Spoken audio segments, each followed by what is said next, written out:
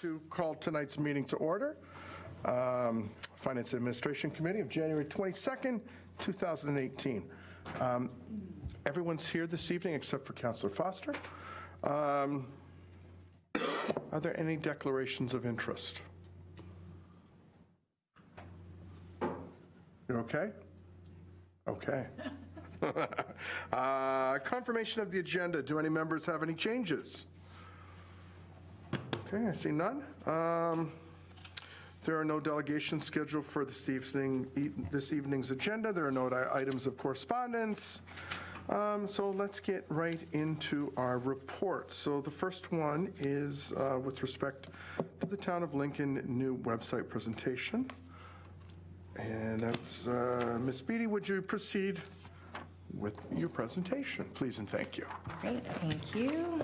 Thank you for having me tonight for committee. I'm just going to get this lined up.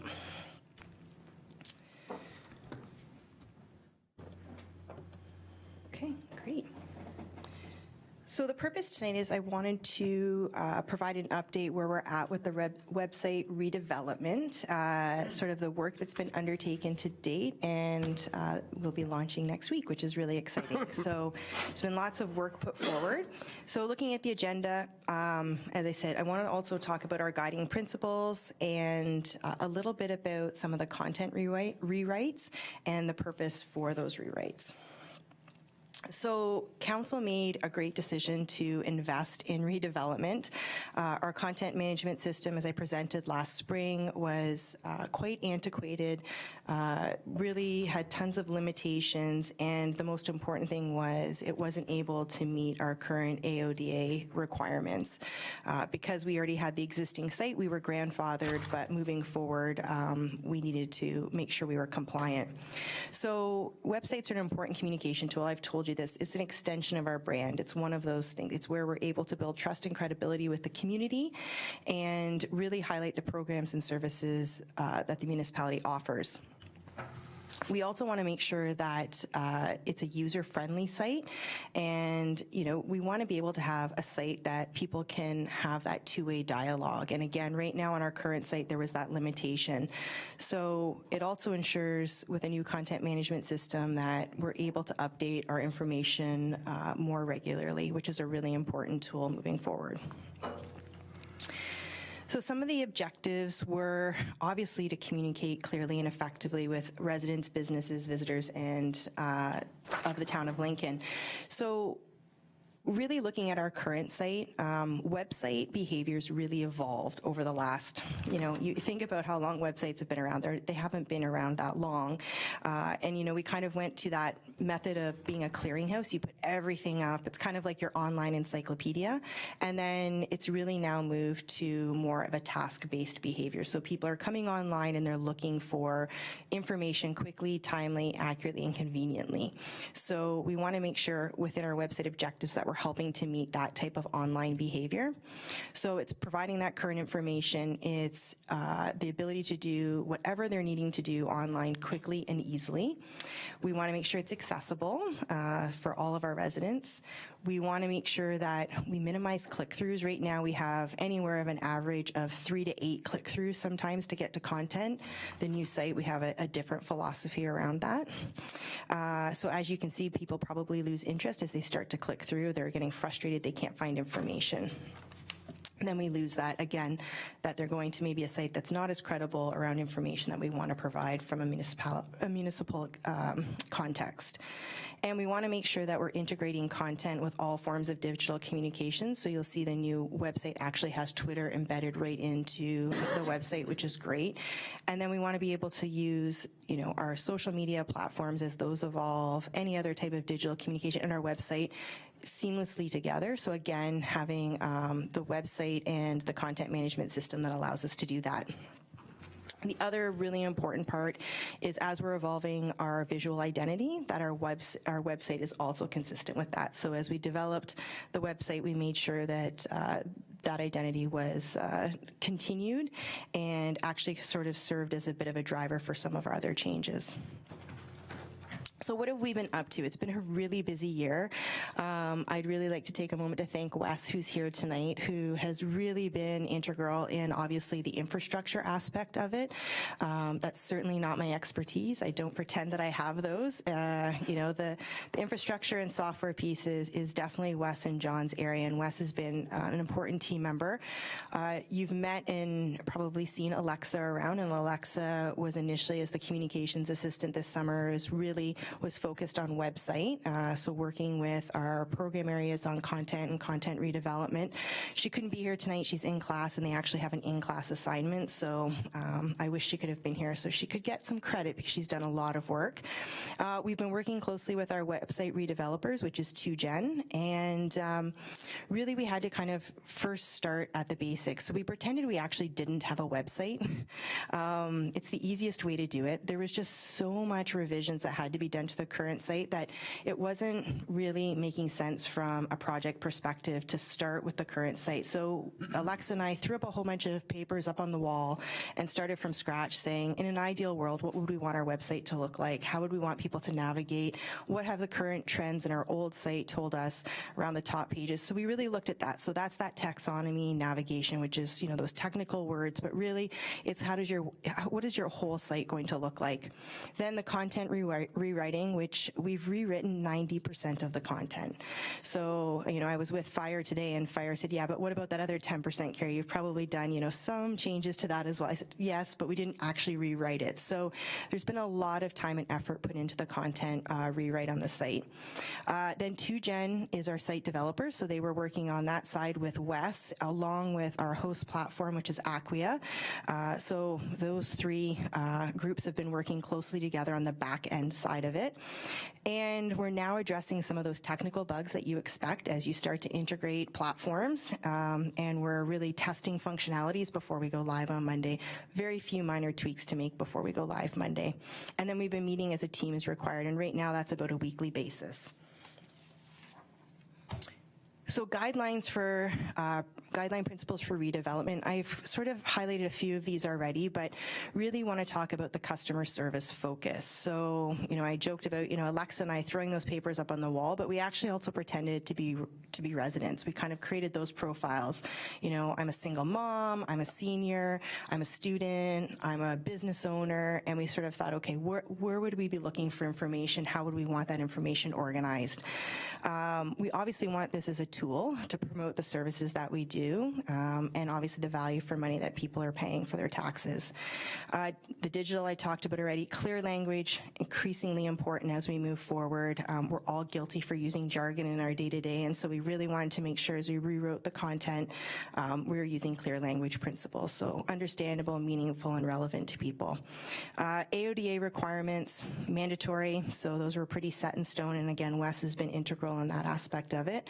And brand identity and resilience during an emergency. Our current site, not a lot of resilience if we had an emergency. So our new content management system and server platform, lots of resiliency during an emergency, so can continue to be a main form of communication. So the site map, combination of current site and new navigation. I talked about sort of what we call the taxonomy, but the naming of categories. So when I show you the site, you'll see before we had residents, visitors, business, we've moved now to groupings. It's a topic-based site, looking at what people are coming to. So we said task and service-based. Over the past 2 years, I had this in the report last year. You can see here what our top pages are. Again, it's very task-based, where people are coming to, or residents was sort of our catch-all for all of our programs. And we really wanted to balance what was that most looked for content, but also on the same note, what do we want to communicate out? What do we want to highlight? So you'll see when I show you the new site and talk a little bit about some of the new philosophy, that'll be talking about that highlighting municipal business and governance.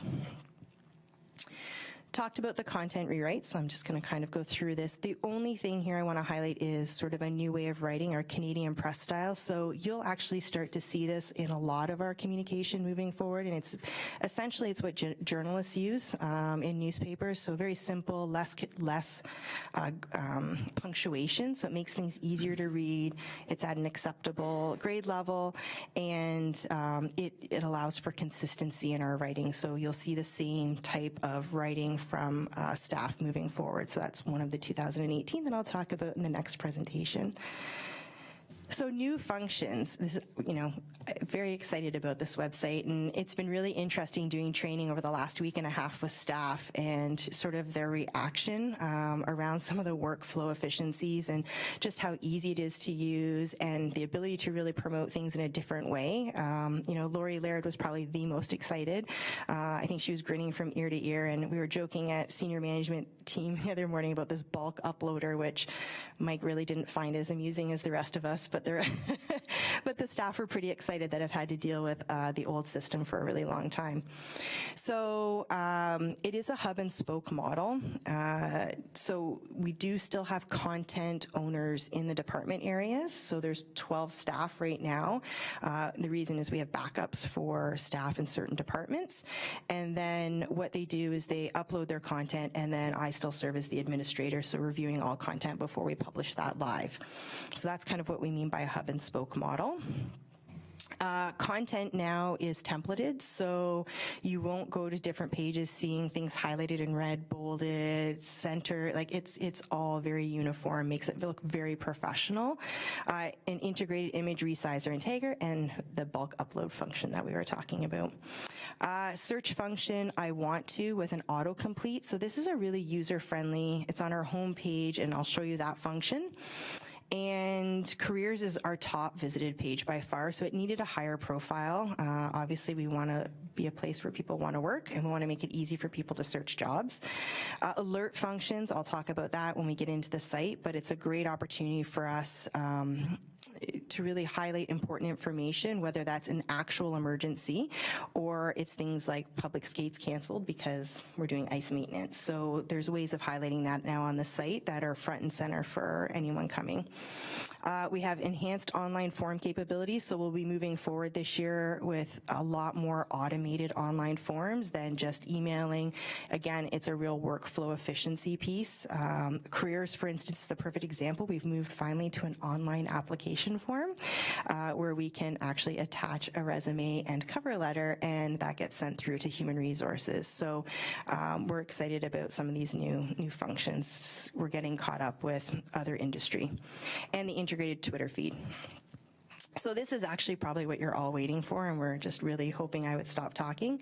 So here's the new website. I feel like we needed a drum roll. You'll see it's really aligning with some of the new tools that we have in terms of our brand. So you'll see the new Town of Lincoln logo. We've talked about why we've implemented a new logo, but we are having lots of production challenges with the other one with the leaf integrated. So we have a blue and green, which are our primary logos.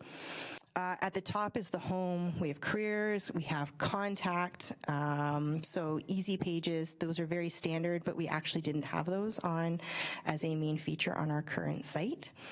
And then I'll highlight now the menus. So we have 4 categories. We have programs and services, the Parks, Rec and Culture, Town Hall, and Build and Invest. The programs and services really functions around exactly that. Something that's transactional, something you'd come to Town Hall for, or something that you need more assistance on. So that's really the programs and services. So you'll see accessibility, bylaws, cemeteries, emergency. We've got Parks, Rec and Culture that has obviously grouped into those areas.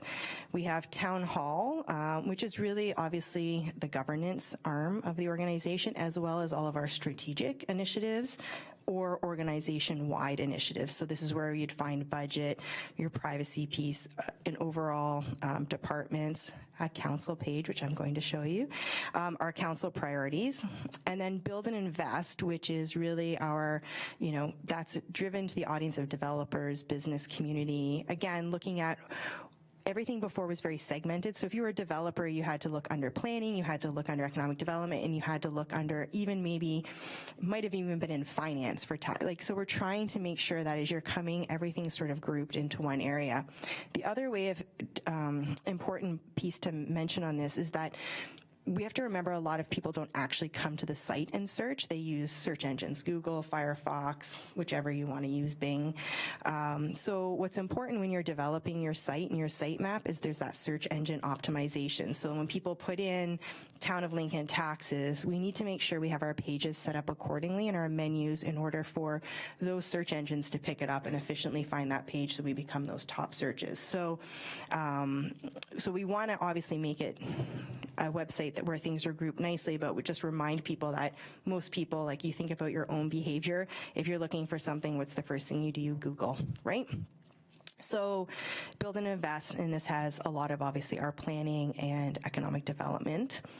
On the left here is our latest news. So this will actually function now as a news area. So in the past, we've sort of had our latest news, which has been everything because our site was hard to sort of navigate. So we just threw all the important information up in latest news. So this will really be reserved to media products and also public notices that require like road closures or something related, not meeting specific because that'll go in another area, but really reserved to latest news. We also now have the subscribe to news so people can sign up, and then anytime something's getting posted that's relating to news, they're going to get that. We have the Twitter feed that's embedded here. Our home banner now is serving as an area for promotion. We have up to 6 banners that we can use. We have 3 programmed in right now. So Ulink, you can see now the new function we have here. That'll take them right to the content page. We have, sorry, as I click, getting to know your council. So there you all are. And it'll go to the new council page. And then this is one of the promotional pieces around the new skates programs that we have available. So that's what we'll be using to highlight things. Prud'homs will go up here shortly. That's the next one we're going to put up. So these will be really timely. It'll be around public policy, programming, and governance. It'll really be highlighting all of those pieces. The I want to, this is where I was saying is kind of the autocomplete. It's telling me no suggestions for bylaw. Oh, there we go. So anything that's bylaw related, now people can sort of search. So it's a quick way of searching on our site. It's a really useful function. You'll see a lot of government websites have moved to that. We also still have our standard search up here if people want to search. I really want to highlight the upcoming events because in the past we've used our calendar only for meetings, but that's not what it's going to be like now. We're going to be putting everything we have up that we run on a regular basis in this calendar. So I've put up a few things just for now, but you'll see our public skates are here, one of our committee meetings. We'll be putting up any of our recreational activities. Again, this is where public meetings will go up so that we're actually promoting it to all community members, just not those that are in that legislative proximity area. So we'll really be using the calendar as a very different function, and we'll be promoting that via social media. So have you checked out what's happening at the town this month? Have you checked out? My goal is there won't be one empty day. I mean, there really shouldn't be, based on all the programming that we do and all the work we're doing. Every day should be full of something in this calendar. So we're going to really be changing the way that it looks. So I just want to show you, I'm going to use council page as an example of what now the content pages look like. So all of the menu items, you now come to a landing page, and the landing pages serve on the sort of center here as sort of an overall description of that area. We've got a new function now, this blue, which are called quick links. So those are going to be task-based. So another one that I'll be adding to this page this week is looking to speak at a meeting, right? And then that'll take them to the page that talks about how they can speak at a meeting. Or it can be, another one might be upcoming agendas, and we'll have that. So we can have quick links for things that maybe are timely and relevant, or things that we know people are most commonly coming for. On the left-hand side, you'll see we have committees. This now provides an overall an overview of all standing committees. So your scope, when it's happening, who belongs to those committees. We have a mayor page that talks about the duties of the mayor, and then a little bit about Mayor Easton herself. And then we have a page here on meeting your counselors. So this is where I had asked all of you for your bios. So we have here now, here's a little bit about yourself, your picture, if people want to email or call you. It's all here, quick and easy for people to access. So as you do things or things change in your bio, don't forget to send those to us. We'll probably send out quarterly reminders to you if anything's changed, that we'll be updating that page. So you can see now how the new, it's just a much easier site to navigate. It's clear, it's consistent looking. I can show you here property taxes. It's another one. So here's another with quick links. Calculate your taxes, pay your taxes, view your tax rates. Those are the top tasks that we know around taxes. But on the left here, we still have all of the important pages: assessment info, payment options, tax calculator, tax rates, relief funds, and understanding your tax bill. So that's the new site. Is there anything that you want me to go through a little bit more before we're still fine-tuning a lot of content, but I just thought I'd pause here before I go to the remainder of the presentation. Okay, Councillor Mancheva. Thank you, Chair Patriva. So one of the things, there's a couple of things that I've always thought I'm excited about seeing change on the website, but one of the things was, well, all our bylaws, right? Hard to find them, and people just like, oh, I got a ticket on my street. What does that bylaw look like? Or I'm not allowed to put out a sign. What does that bylaw look like? So, and it was hard to find that, and all of our official plans and zoning stuff. So I see, I'm really excited to see, I really like the build and invest. That's really clear that you can go straight there and you can click. So 2 questions. One thing under build and invest and all the potential investment in our community, is there stuff in there about, there it is, community improvement plans. Okay, that answers my question. And bylaws. So if we go under bylaws and I want to look up parking on my street, like how can I find that particular bylaw? Is it going to be really easy for me to figure out what I can and can't do? Through you, Mr. Chair. So going back just quickly to the official plan and sort of a little bit of a philosophy around the new site. So just going to build and invest quickly. We have here a page on capital projects. So we've listed all the capital projects for 2018 and their projected costs as per the budget. But what we're doing, and this is part of in my second presentation, but we're really going to be highlighting our projects a lot better this year in terms of what's the community impact, what's going on, what are the milestones, where are we at? So these will be regular. So we'll be building website pages that are actually specific to our capital projects. And even as minimal as they might be around IT upgrades, it's still important that the community knows what is that and what are we doing and why is it important. It's improving abilities here at Town Hall, which frees up time to be more direct with residents, right? So there's things that we'll be putting on. The other thing is we're going to be highlighting our major projects and having full high profile on those with regular updates. Prudhome's being the first page that we've really been focusing on. So we've got the Prudhome's page here that has all the information. We're working on getting some imagery right now from the consultants, so we're building it out. So it'll be things like that, and that's really around the new philosophy about, what are people coming for, but also where do we want to create sort of that foundational, consistent information that we can drive people through. So on social media, I'll be like, have you heard, have you seen the latest update on Prudhome's? Have you seen the latest update on our updates on our road rehab program? So it'll be really driving people back here now that we have a site that's very user-friendly and really clear and easy to understand. So then your second question, Councillor, around bylaw, absolutely. Bylaw is actually one of our, not only is it one of our things that people most come to our site about, but we get the most phone calls about. So it is really been working with the admins in each of the areas that are getting the call, as well as obviously the planning and bylaw team. And so we do have everything here. We're working on, Janina's actually providing tomorrow blurbs on the top 10. We have them here, but we actually need blurbs on what these are, right? Like, why do people care about these and what do these bylaws oversee? And then we have a full list of the town's bylaws. So it'll be much more user-friendly for people to find. But we are building out this page still, so just because, again, the link, it just isn't enough. We really need to tell people why they want to click on that link. Yeah, it looks really easy to find to me, so that's great. Thank you. Thank you, Mr. Chair. Thank you for going back to that. No problem. Do they move on their own, those? They do not, sorry, through you, Mr. Chair, they do not, Councillor. The rationale, it's actually an AODA requirement that they not move through. So even sites now that are doing that, they actually need to have a pause ability. And so we've decided not to have the carousel moving on a regular basis. Because I wonder how many people are going to hit that click, but, okay. So to Jen, and I haven't been in on this website till now. Did they have other municipalities that they worked with for their websites? Through you, Mr. Chair, yes.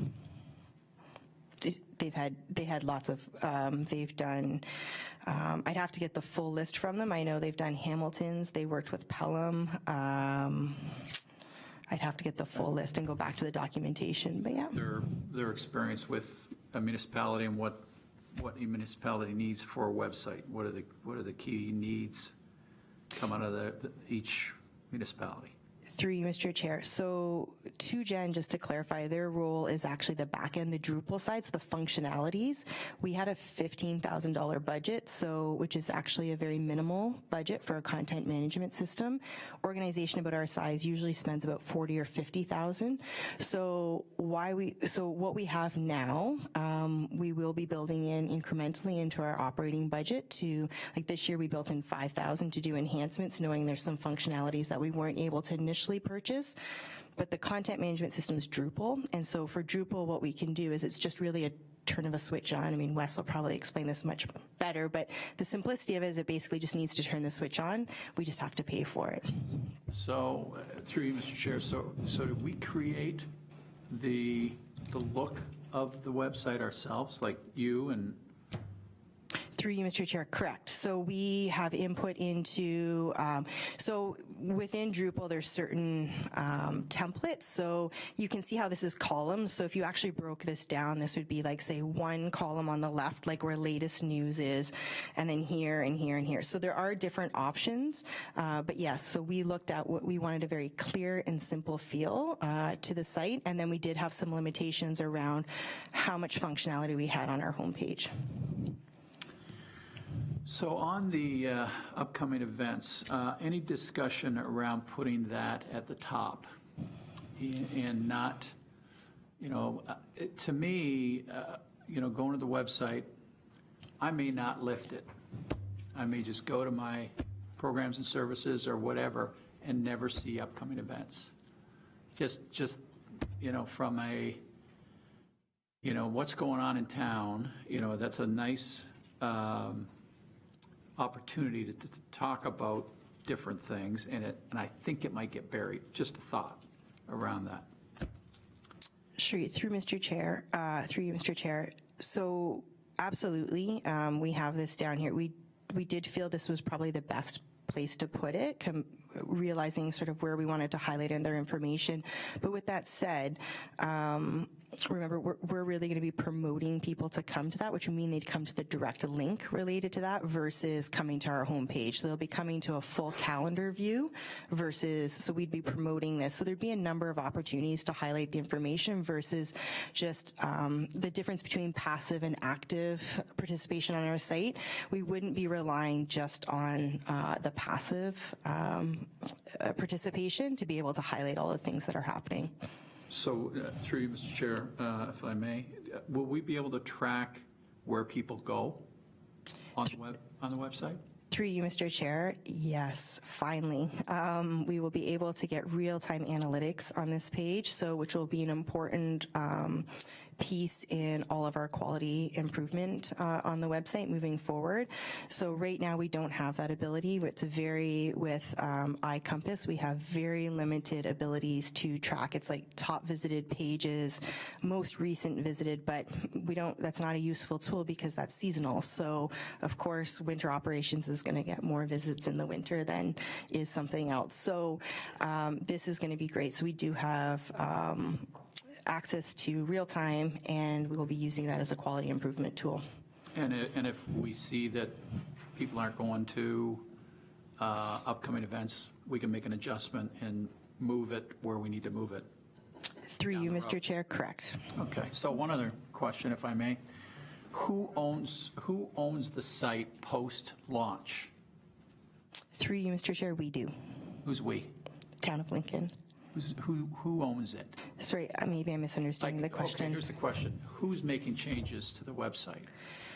Through you, Mr. Chair. So it's a hub and spoke model. So we have in each department 2 staff identified that are sort of the content curators, I would say. And so they work with their team of staff to ensure content is getting uploaded. And then I serve as the administrator, so I review all content before it's getting published. However, I also have built-in regular maintenance updates, et cetera. We have some functionality that we'll be able to purchase as an enhancement, which is expired pages, so actually setting the pages so they can expire. So that'll be one thing we'll be implementing post-launch. We just don't have that currently. So it's a combined effort. It's a hub and spoke model with one communication staff. That's the most practical model, but with me still having administration rights before things are published publicly. Thank you. Thank you, Chair Patriva. Through you to Ms. Beattie. I think it's fabulous. I like it. It's clean. I can't wait to play around on it and really just see what's there. Is it mobile friendly? I didn't know if you said that or not. Through you, Mr. Chair, I did not say it, but yes. So it adapts to all devices that it's on. And actually in our editing mode, we can preview what it'll look like on all sorts of devices. So even though it automatically will convert to whatever device it's on, there's certain content like tables, for instance, that even though it converts, it might not look great. So it gives us the opportunity to look at that and how readable is it. And then we can adjust the look and feel accordingly. So it's a great tool. So thank you for bringing that up. I apologize. That's great. I like to see it on the mobile, but you know, the site that we have now, like you said, there could be like 8 clicks to get where you want to go, whereas this looks like it's like a click, you're there. It looks really, really user friendly. Just where Councillor McPherson was talking about the upcoming events, could you just scroll down to that? Sure. So when you click on like council meeting, is the agenda going to open there? Yeah, so this is the other great thing about through you, Mr. Chair, sorry, the content is that these are actual pages now. Before, the way our system was set up, they were just like little, you know, it was very limited in the text. So I'll open up a council meeting and actually this is what it looks like now. So, you know, it's encouraging people to come to the event, to the meeting. It gives the location of town hall. It gives you the hyperlink to the 2018 agendas. It also gives a link to the YouTube channel in case you've missed a meeting, so people can check that out. And then if people want to speak at council, it gives them contact information of our town clerk and legislative services. So it's a much more friendly and inviting post. When you click on the agendas for council, do you still have to find that specific, or is it going to go straight to the agenda for that night, that meeting? So Do we have to find it?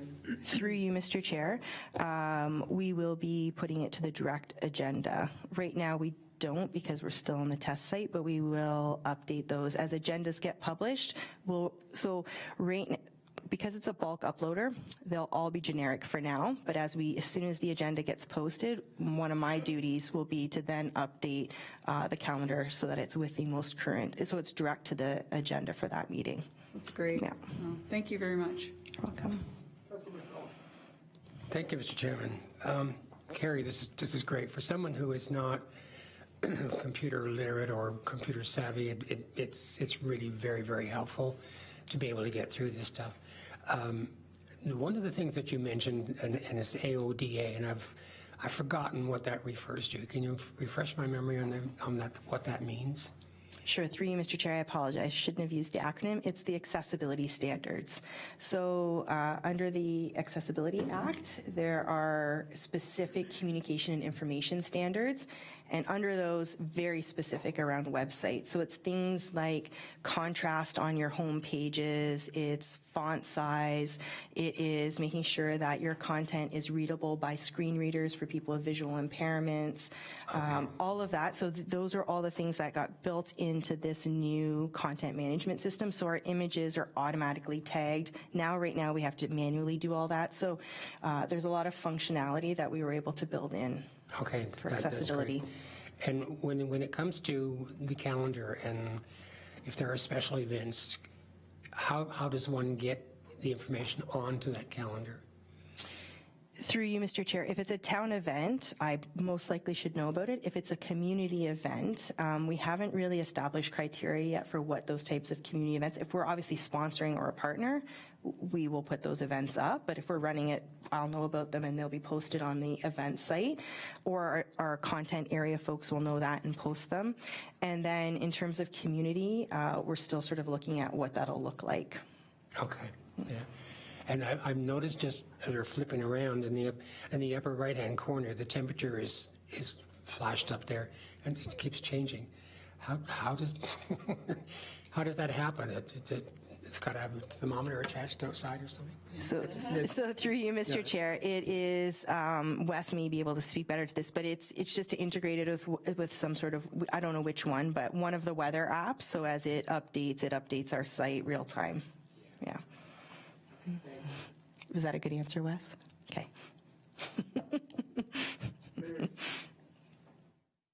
Thank you very much, Mr. Chairman. Thanks for this, Carrie. I'll stand on the shoulders of my colleague, Councillor Timmers. She thinks it's great. If Councillor McMillan thinks it's great, we're not the experts. I'm going with them. I do have some questions, though. If we want to expand the mayor and council pages and create more pages, what's the process for that? Sure. Through you, Mr. Chair, it's consulting with your senior communications advisor, and I'm happy to help you work on those pages to get that information up. Okay. Did I understand you to say, maybe you didn't say it tonight, but when you were talking about money, I somehow remembered that we required a complete build of the back end. And when I heard that and I found out what that meant, I was pretty concerned because clearly the budget didn't quite match the burden of that task. Can you tell us more about that? Is that true that we actually had to build the entire back end? Through you, Mr. Chair, yes. We spent a lot of, we knew based on the budget that we had, it was a good budget, a good investment, but it wasn't quite for the size and the functionalities that we knew. We needed to play catch up quite quickly.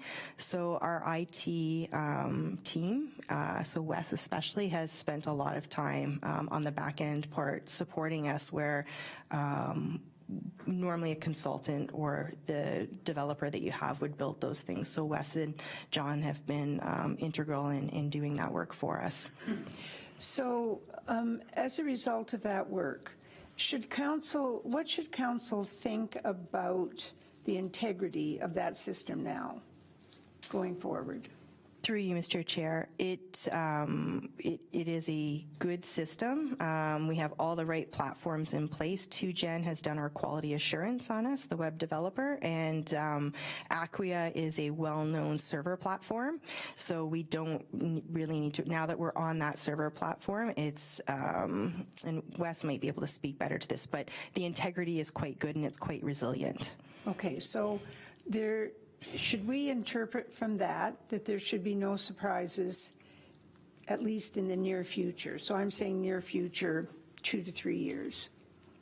Through you, Mr. Chair. So that's a tough question to ask because technology changes so quickly.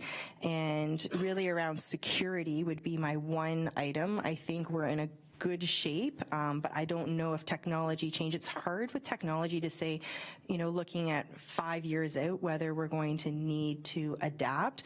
But in terms of functionality, as I said, we're building that into the enhancements as we move forward. The server platform piece, I think, Wes is shaking his head that we are in good shape. But as I said, I just think I just would advise to council, it's really hard from a technology perspective to really predict those types of things based on just new types of hacking that happens and the way that people are doing that and the types of programs, the viruses that are being developed. It's really hard to say. We would hope that Acquia as our server platform is also evolving as those, but I can't predict, so. Through you, Mr. Chair, thank you. Yeah, so definitely we're on a very good system where it's very secluded from our regular municipal environment, so any threats or anything like that would certainly cause no harm to any of our day-to-day operations. Certainly, we do have all the disaster recovery and mechanisms in place to facilitate anything from a security standpoint for the foreseeable future. Okay, through you, Mr. Chairman. One of the things that you pick up in the media all the time about municipalities in particular is that councils are not making an ongoing investment in IT, big box, right? But I think that we need to have some idea once you get into this and once you do the upgrades and, you are satisfied that you're you're in your lane, if you will, and you're moving forward. Sorry about that. And so what should we be expecting in terms of an annual investment? Through you, Mr. Chair, from a functionality perspective, I think 5,000 is what we'll probably build in. I think that's fair and reasonable. And as we said, from a server and sort of content management, we shouldn't need to invest in that. So it's just 5,000 a year for the next couple years, I would suggest, just to get those functionalities. And as new technology also is developed, that we have the ability to purchase that and sort of be cutting edge versus catching up. So building that in is just a nice opportunity. Okay, and Mr. Chairman, some of the questions I'm good on. The logos, I just wanted to make a point of clarification so that everybody on council understands that there's a difference between these logos. The logo with the red maple leaf on it, the word mark, is the operations logo. Would you agree with that? Through you, Mayor, correct?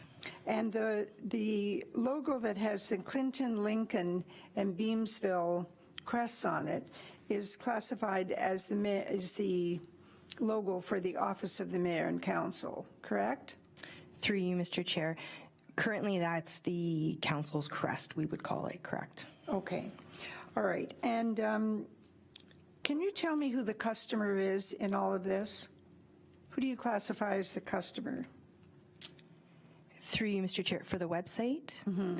So it varies. I mean, that's the whole part of building a site. You've got the customer it could be a number of different people. If you want to classify them into groups, it could be, residents, businesses, visitors, or it could be, of our residents, it could be a youth, an adult, a business owner, it could be a senior, it could be someone that's new to our community. I mean, the breadth is quite large in terms of our audience and who the person might be. So when we were developing the content, we tried to always keep those different profile hats on about if I was one of those people and coming to the site, how does that information need to make sense?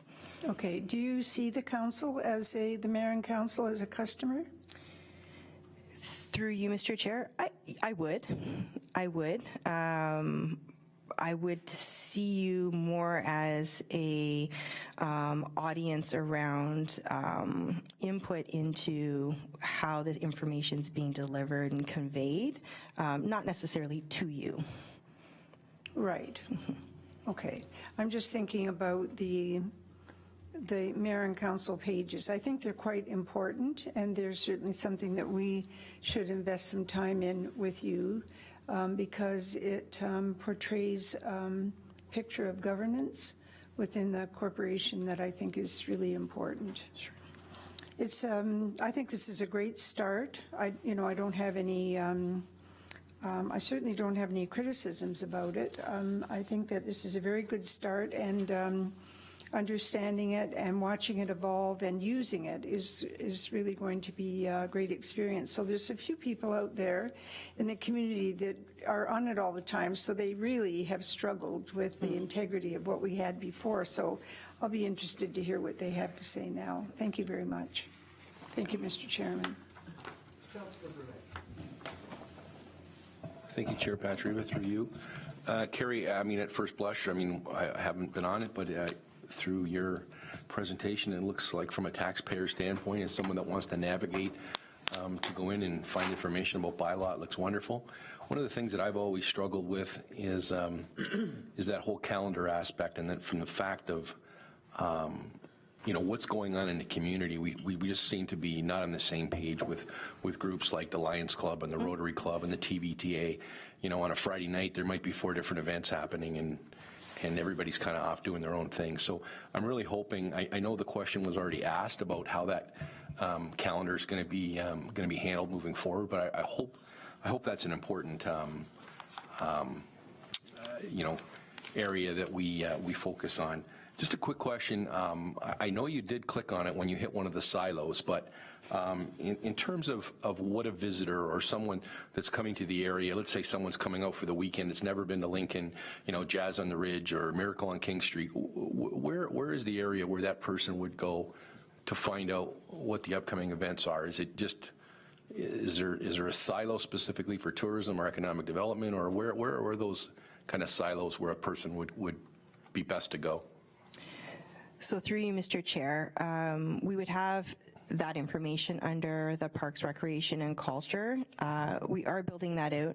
That's a bit of a challenging question, a little bit, only because we don't have oversight over some of that information. So as we were saying, as it's shared, we would have that. We do have the link to 20 Valley Tourism Association, which has all of their events that they're promoting. They have a calendar that any of their members can upload information around events that they're planning. We have attractions, and then we have obviously our heritage and culture. So it is here. We aren't right now the tourism agency, so I'm not sure if our CAO wants to speak more to that, but at this time, we don't really have that function.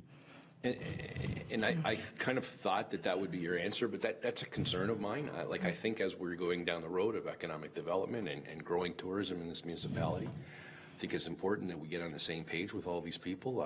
We are giving some of these organizations some money to grow their businesses. So anyway, it's just a comment that as we move forward, I realize this isn't just being launched the next week. Looks wonderful, and I look forward to the changes as we move forward. Thank you. Councilor Machima. Thank you, Chair Pachariva. I have a couple of questions, if you don't mind. So further to the AODA requirements discussion. So I'm wondering, I know it's a big deal. I've been through it at work myself, trying to get a document AODA compliant. So there's a lot to it. It's interesting, but it's complicated. If you have a document that's not AODA compliant and taking it and converting it to AODA compliance is a lot of work. So are we at this point requiring that anything that's uploaded onto the server, for example, reports through planning, are they required to be AODA compliant, or just the website itself? Through you, Mr. Chair. So reports for agendas are through our Civic Web platform, and the way that Legislative Services does it right now is they actually make it HTML, which makes it accessible. So that's one piece. In terms of documents that you're referring to also for the website, so things like the official plan. So we had to send that to a vendor to make accessible. We are getting our staff trained, our admin staff, so that we'll actually be starting with Word or Excel or any of the Microsoft products in accessible format. So when we convert to PDF, it is accessible and we can post to the website if need be. We're looking at building pages versus just attaching PDFs, unless it has to be like a document like the official plan, where we wouldn't obviously rewrite all that content. But things like our promotional flyers for recreational programs, now that'll actually be pages with information versus a PDF. And then the last piece around that, that anything that goes up on our site, it is now, because it's a new website, has to be AODA compliant. Yeah. So I was just curious if we were requiring that at this point. Sounds like we're not quite there yet, but we are. Sorry, through you, Mr. Chair, we will be 100% compliant with this new site. So 100% compliant. Anything, all PDFs will be AODA compliant as well. Yeah, and then we are working also with our staff in terms of now moving forward with any consultants that they actually build that into. That's a requirement that then when they provide us with a document, it's compliant. Okay. We haven't been doing that in the past. No, not everybody is. So the other question, the official plan maps and schedules, Can you show me, are they all on there? And they also, are the schedules for the official plan with the official plan? Are they all loaded up together so you don't have to click through to a different place? Because we used to have to do that. Yeah. Through you, Mr. Chair. So yes, the official plan page will look very different. So what we've done is we do have the whole document together, and then we've parceled out each of the 9 sections as well as the schedules, and so it'll all be on the page together, and actually with a description of what you can find in each of those sections and why it's important and why you might actually click on that link. We haven't built out the total official because we just got all the documents back last week, so we're still building out that page. Alexa was actually working on it today. I saw her in there doing that, so it should be ready hopefully by Wednesday, the official plan page. Sounds very organized. That's good. And just a couple more quick questions, if you don't mind, Mr. Chair. Is there something on here? We had a meeting the other day with a fellow that came in and talked to us about volunteerism. And is there something in here about volunteerism, encouraging somebody, I want to be a volunteer, where can I figure that out? That and the chamber. Is there going to be something about the chamber further to Councillor Brunee's question about business? Where can we find anything about either one of those things? Through you, Mr. Chair, we will, going back to the volunteers, and the volunteer section is found under the recreation area, and we actually have an online form now for people who want to volunteer, and Lori Laird's working on building out some of the additional, because they're sort of relooking at a lot of their area in terms of how they deliver service, so that's part of it, so we will have a volunteer page up. Okay. And anything about the chamber on this? Oh, sorry, second question through you, Mr. Chair. Yeah, we can, I can probably have further discussions with Paul Deaney on that. Both the BIA and the chamber actually don't have really fulsome websites at this point. So from a customer standpoint, my concern would be if we link to those sites right now, there really wouldn't be meeting expectation. So we just need to help build those sites out a bit more. And I have had those conversations with Paul, but we can look at what we can build in currently into the site to maybe help with that. Okay. Interesting. Okay, thanks. Thank you, Mr. Chair, for the second opportunity. And, I think this is important that we get a lot of these things out on the table. I like where Councillor Brunei is going. I do see this as really two things that the website's doing, two things I'm thinking of. One is absolutely informational for our residents and for the council and the staff and things. But I also see this as a key part of our economic development strategy, and particularly when it comes to tourism. And, I really think we've got to figure out, the button that just says visiting Lincoln. Are you visiting Lincoln?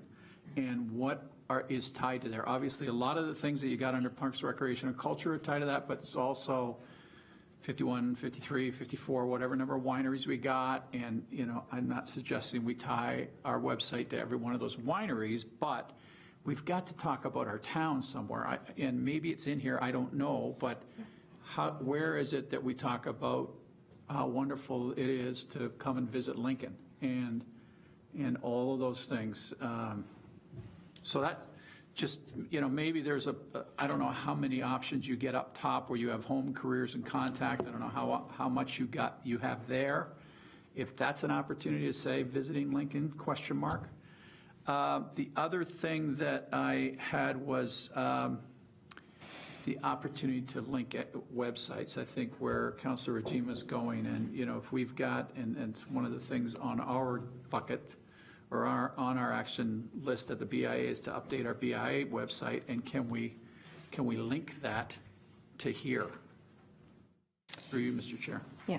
Through you, Mr. Chair. So so I just want to make sure I'm understanding you. I'll go to the tourism second, but first, sorry about linking. Do you mean can the BIA link to our site?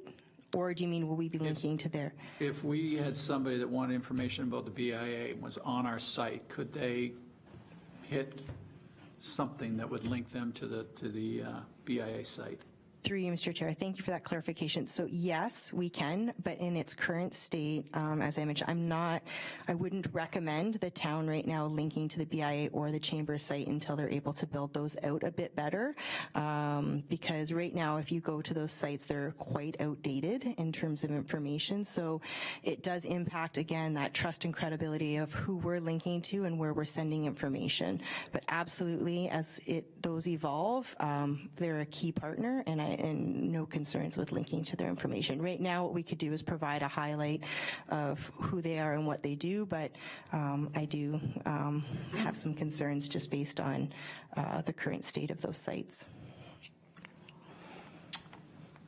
Thank you. Councilor Thompson. Thank you very much, Mr. Chair. Through you, I will reserve comment on the website until I go for a surf, because I'm interested to see, being able to see and delve into all the different areas will be very interesting, and it'll give me a better sense of, how it's actually coming together. I do have one question in regards to focus on open data and linking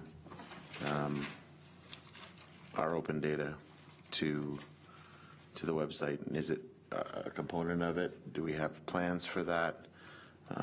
I certainly would like to see it. I mean, from an example standpoint, the city of Edmonton, Alberta, does a very good job of it, and I know that the region, I think, is starting to do some of that, but I'd like to certainly see us be proactive in that, and I just don't know if that's even been entertained in the whole process. Through you, Mr. Chair, at this point, it wasn't a priority, but thank you for bringing it up. And what we'll do is look at that as part of the quality improvement. I don't see a problem with that. We're part of the open data group. We support it. We want to be part of it. So certainly, once we get post-launch and look at some of those quality improvement pieces, we'll look at adding that open data piece for sure. Yeah, I flagged that. Thanks for mentioning it. Thank you. I've got just a couple of questions, Carrie. And I don't know, I think Councilor McPherson was touching on it, but I don't know if he got there, about who owns the website. So the town of Lincoln owns the website. What about the software? Is it proprietary software? So having been involved in a website that was proprietary software was a nightmare. So you didn't actually own the data, a third party owned the data. So you needed to pay for updates to that third party in order to turn on those buttons that we talked about. So who owns the software? Wes, please. To you, Mr. Chair. Yeah, so we actually own the data and the certain components with a perpetual license of what we have currently. Typically, any additional purchases that we would incur going forward would be any feature modifications. Okay. However, everything that we own would be perpetual licensing. Okay, that is fantastic to know. Second question, having been involved in the booking fiascos of a couple years ago where we didn't even have the ability to book online and pay online, and people jumping the queues at the Fleming Center and the line snaking and fist fights breaking out. Please tell me it's really, really easy to book a swimming lesson or a day camp, or is that going to be an easy step-by-step process? Through you, Mr. Chair. So we have a third-party software called Max Galaxy. We implemented that just around this time last year. So we do have the online capacity now for all of our recreational programs. Okay, so like if I want to book my son for swimming lessons, so I'm going to go to Parks and Rec, and there's going to be a registration tab. Is that how it works? Through you, Mr. Chair. So the way the new site's set up, yes, it would have a description of what that program was, and then a direct link to the registration. Okay, fabulous. Where they can pay in real time and use a credit card or use a debit card or use whatever. Okay, fantastic. My last question too, and actually one more too, because I had mentioned in our consultation the 20 Valley page, and this was one of my pieces of kryptonite when I was running the association, where it's got the old 20 Valley. Well, it's the word, and that's what they're going by, is the word mark. So if that could link up to what they actually use, I mean, that would be super. Yeah. Yeah, that one here? Yeah, Yeah, it makes the hair sure. on the back of my neck stand on end. It's just a little point. And I guess some of the other councillors have mentioned it, and this was always one of the things that I kind of wrestled with previous administrations, was that calendar page. And Councillor McPherson's mentioning, Councillor Bernays mentioned, I think someone on this side of the room, is that we really, because we really need a spot to go where everything is. Now, before, there was a volunteer component to the 20 Valley Tourism Association that was funded by Trillium Association. So it was supposed to be a turnkey module. So you could sign up, and there was going to be a reward system, much like an Air Miles reward, and the volunteers would be there, and that could be handed over to the town to say, okay, well, here's access to these volunteers when the town does an event. And the answer I got at that point was, well, why would we want to do that? Which just totally, set me off. But I think there's a point, too, of the calendar, is that people need a spot to go where everything's there. Now, having done website maintenance, it's probably a full-time job in itself, or at the very least, one day a week where you've got to send out reminders, okay, I'll post your event, but I need it at this time at this, at this certain day by this time, or it's not up, much like everything. So, things like the coldest night of the year, things that we're involved in some way, shape, or form, if they can get on there somehow. And I think that's the concern, is that, okay, I'm gonna come here, and what else is there to do? So, and maybe that's a part of a bigger question at some point when all of these become compliant, and we can mesh them all together, and then have those calendars populate one big calendar automatically. So. Yeah, through you, Mr. Chair, it is a much larger conversation.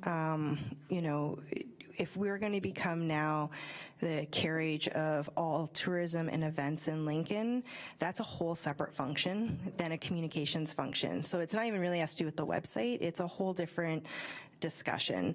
This is a tool to communicate, but actually oversight, administration, coordination, collaboration, it is a much larger, and that's sort of, I would defer to our CAO, but it's a much larger conversation. Through Mr. Chairman, thanks for the opportunity to provide, I think, some comments, and I'm going to touch on, I think, two major comments, and then just some closing remarks. One is on the open data piece, and I asked a very similar question to John and Wes this past weekend, and Wes is sitting there nodding around where are we at with our open data, and John highlighted for me that he was and is part of the Niagara Open Data Consortium, and there was a meeting a few months ago, late in the fall, around smart cities and those other initiatives and integrating technology with planning and how all that works. Council will recall the whole conversation around open data, and initially I think our direction and our recommendation was to look at low-hanging fruit at that particular time and to determine what we could do in terms of releasing some of those data sets. I think we need to continue to look at that. It needs to be prioritized in the realm of everything else. There's some other GIS requirements and issues that we would need to address in order to make sure that the quality and format of the data is appropriate for us to share, but definitely still on our radar as we look at what others are doing. The City of Welland has done a great job both on open data as well as the Smart Cities Initiative, and you see Niagara Region also focusing on that. And I think secondary, and the second question around the tourism piece, and I know Paul's highlighted this for everyone, and that is, I think as we work through the economic development strategy, tourism and the broader integration with tourism and ourselves is a topic that we are going to need to look at. And so I think, with that model evolving around tourism, our website is not a static tool. It's not a piece of infrastructure that won't be changing. And so I think we'll be reviewing our website on an ongoing basis. And so it's an asset. And as we look at tourism in the broader sense, I can absolutely anticipate that there may be changes and additions as we evolve and as tourism evolves. Lastly, and just some comments. Bless you. I mean, you know, my sincere thanks to Wes, who's here from an IT perspective, especially to Carrie from a communications perspective, and I think to all of SMT who have put their time, energy. I think about Will and all the work he had been doing for so many years single-handedly around the website with some of his folks, but just SMT's commitment to make sure that their staff are trained to buy into this particular process, and council to support it. When I think I came to you 2 years ago and said, I think we need to do something about the website, and council said, we've been saying that for a while now. So thanks to everyone for, I think, their commitment in getting us to this point. A little longer than I would have liked, but this was a much, much bigger undertaking than I think we initially expected. So thanks again to Carrie and Alexa for her commitment and work on this as well. Well said. So we have a motion by Councillor Renee and seconded by Councillor Thompson that the website redevelopment update presentation be received for information. All those in favor? It's carried. And then our first report of the evening is AD 1801, a year in review, Town of Lincoln Communications update. Ms. Beatty, you're in the hot seat, so you might as well continue. Thank you, Mr. Chair. So thank you again for giving me the opportunity to highlight the sort of what the work that's been undertaken and, you know, council's investment in this role, you know, what we've been doing in the last year and, you know, where we're moving forward. So tonight I wanted to talk a little bit about the report. Everyone received the report. So I did a presentation sort of to supplement that, just to sort of provide the information in a bit of a different way. But I wanted to talk about the corporate communications in the municipal context, talk about some of the great work that we've done in 2017 and where we're going in 2018, and then obviously open it up to you for any questions. So I wanted to spend a little bit of time on this slide. You know, we talk about high-performing organizations, you know, and with that, you think about your day-to-day operations, and you don't necessarily always think about, you know, all of those support units that, you know, also help drive the bus and get that work done. So, you know, it's things like your human resources, your IT, corporate communications, finance, ECDev. We all play a support role in our organization in assisting a lot of, we all have our own work to do, but we also spend a large portion of our time assisting the other areas in the work that they're undertaking. And how I do that, in specific to corporate communications, is there's 4 real, you know, sort of actionable pieces around consult, strategize, analyze, and execute. So corporate communications typically consists of a team of individuals. Usually they're content experts in their particular, what I would call pillar or area of expertise. So that could be public relations, marketing, web, creative services, which is graphic design, and government relations. So we serve typically in the public sector as strategic advisors to the CIO and the senior management team. And I had mentioned sort of like other functions in the organization that we consider support areas. We contribute to that high-performing organization. So in our context, we're one of the fastest growing municipalities, right? We're number 4, and we have a large number of transformational projects that are being undertaken, and the communications function plays a strategic role in each of those. So in terms of keeping our residents informed, encouraging engagement in decision-making, developing a one voice so that the organization's profile is heightened to demonstrate value for money, leading and implementing various communications channels, one being of the website, which we just reviewed, managing the organization's reputation, and ensuring effective communications practices are used by staff. So that's sort of the consult, strategize, analyze, and execute. Then you get to the what, and you can see there's several different areas that corporate communications provides to an organization. So public relations, that's really your stakeholder relationships. So it could be other local area municipalities, it could be nonprofits, it could be business. Any of those are the public relations side of the business. Then there's strategic communications, that's supporting the organizational goals and outcomes. Risk and crisis communications, that's providing clear and understandable information to make important decisions. So, for example, in a community emergency or issues where there's either low or high outrage or low or high risk, we provide that consult and advice in terms of how to best message and manage that situation. Media relations, that's everything from strategy, product development, monitoring, and spokesperson training. Government relations, the public engagement and support to the CAO and senior management team. Branding, ensuring and promoting consistency in corporate values, image and reliability. Reputation management, trust and credibility of the organization, leaders and services, influencing community perception. The internal communication side, which is the employee engagement and organizational business. Issues management, proactively identifying and addressing issues that result in reputational harm or risk to the organization. That could be both internal or external, so things like labor relations, community issues, health hazards. Digital communications, so website, social media, video, or any other, could be e-newsletter that I'll be talking about. Creative services, which is graphics, concepts, design, and production, which we currently outsource. Marketing and advertising, which is the promotion of programs and services and events. So what I'm trying to demonstrate here, the corporate communications function is quite broad. There's a number of different areas that we support within the organization. So then you look at the who is. It can be singular or it can be multiple audiences that we're addressing. And really we're looking at finding the most effective communication strategy and fine-tuning the message for the greatest impact and outcome.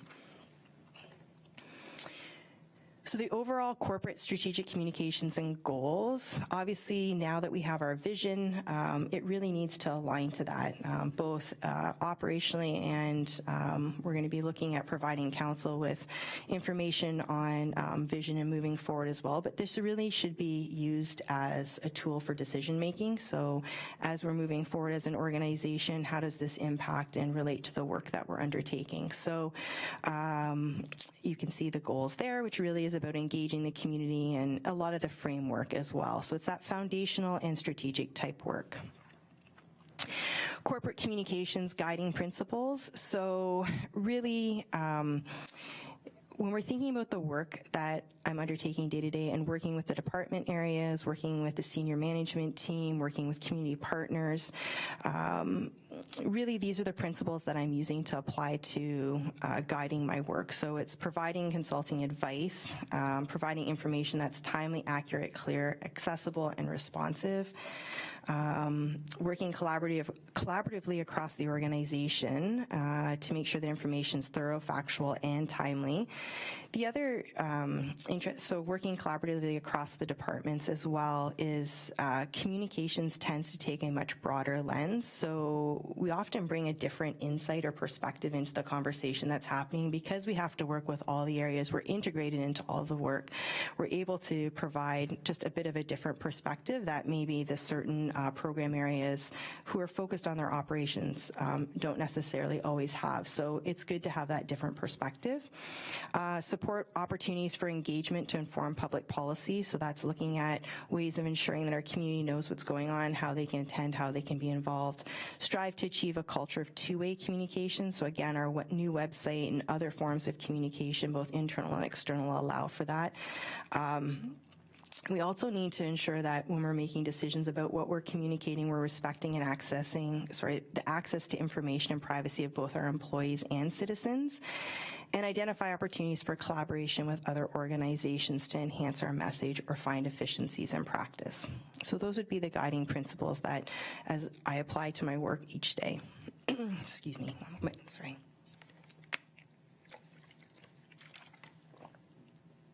Still getting over this cold. So I wanted to provide a little bit in the day in the life of a communicator. So, we used to joke in my former job about, sitting with our legs up, reading the newspaper. People tended to think that that was our focus, but it's a very multifunctional type job, the day-to-day. So If you go back to the previous slide where I talked about the how, there's the analyze, there's the strategize, there's the execution. When I'm thinking about my day-to-day, that's really that execution function, right? So it's the department support, it's looking at developing communications plans, strategic message, consulting on issues management, and the marketing. It's the communications-led functions in this organization, such as social media, web, media monitoring. So that's everything from content development. It's responding 24/7, still responding in St. Lucia when I'm on the beach, when we're having someone who's on Twitter, because that's sort of the nature of what we do. We can't just leave those channels absent when we're not available, and the reason for that is that then we lose trust in our audience, and if people aren't being responsive. And then obviously there's also that developing creative images so that we've got a visual aspect, and meetings. We are an organization that has to plan, and with that we need to meet. So there's that day-to-day. Then there's the reactive versus proactive. So it kind of incorporates that whole aspect of analyze, consult, strategize, execute. We all have that to-do list. And so, I'm really eager first thing in the morning that I'm going to get all those things done. And then we have a fire, a water main break, an adverse weather or water, road closure, service disruption, upset resident in town hall. And now that's the focus, which is okay. That's the priority. But there is that those things in this role, the job is very unpredictable. So you have to be able to be flexible and be able to reprioritize your work very quickly. Our CIO always says to us that, this organization where we're at right now, we're building the plane and we're flying it at the same time. And it's very true. As I go further through the presentation, talking about the foundational versus day-to-day versus strategic, it is really a balanced approach to the work that we're doing here. All important, but we can't pause any of it. So we need to figure out how do we do that and keep focus on moving important initiatives ahead. Communication also has to be strategic. It can't be ad hoc. Our best outcomes, are from proactive, not reactive, with the exception of emergencies, because you don't have a choice. Those should be reserved from, again, responding for emergencies. So the collaboration aspect is quite an important element of a communicator's job. We're often known as the networker, the connector, the referrer, because of all of the different touch points that we have through various elements of our job. We develop those relationships. Public relations is developing relationships. There's so much crossover, and so what we want to do is ensure that we are working collaboratively, so we're having the best outcome for our residents. We don't want our residents confused about who does what, how it's done. We want to all work together on ensuring, the messaging. So sometimes things take longer when you're collaborating. I think we've all been involved in committees or community coalitions. There's a lot of good conversation and dialogue that happens, lots of opinions. So we have to work through those to where we find, that compromise or consensus in information. So sometimes when you're working on those projects where there is this type of collaboration, they do take a bit longer.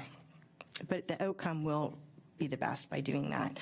So to date, some of the examples of collaboration include, for foundational, really looking and doing a scan of what other municipalities are doing, what's working and what isn't working around some of the foundational pieces. So in public sector, the great thing is we don't have to reinvent the wheel. We can share practices and policies. There isn't any type of intellectual property, which is fantastic. Resources, so we share resources where possible. So for instance, I recently borrowed some equipment from Niagara Region for all of our photos because we don't have that type of equipment in-house and it wouldn't make sense for us to purchase it. But a quick phone call, no problem, Carrie, come pick it up. It's yours for as long as you need it. Messaging, how can we support each other? So increasing impact. So an example earlier was talking about, Lions, et cetera. Well, the food drive this year, we were a key component in promoting that event and getting out volunteers.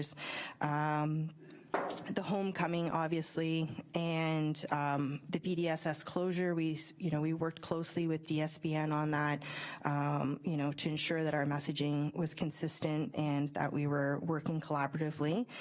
And then We are moving forward on, I'm happy to say that NRPS has agreed to be a joint collaborative partner on our education and awareness campaign around the speed reduction program that will be launching around Public Works Week this year. So we're really happy to have them involved, as enforcement's a really key component of that.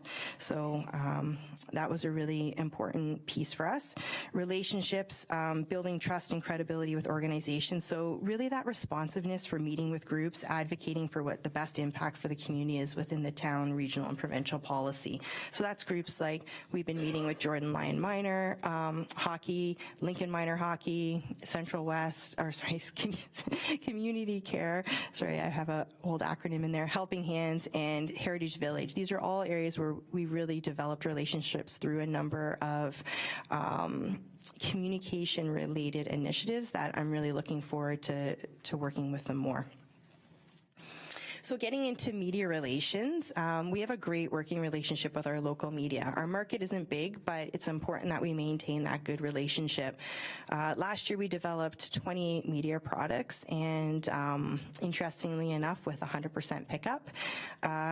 Strategic approaches and timing are important, so we don't really want to just be issuing. It's not about just a clearinghouse of information. It's important that we are strategic, whether that is thinking about the timing of the year, is it clarity of information, is it awareness raising? So it really is about thinking about what's the best approach, the relevance to the community, and what's the outcome, as I said.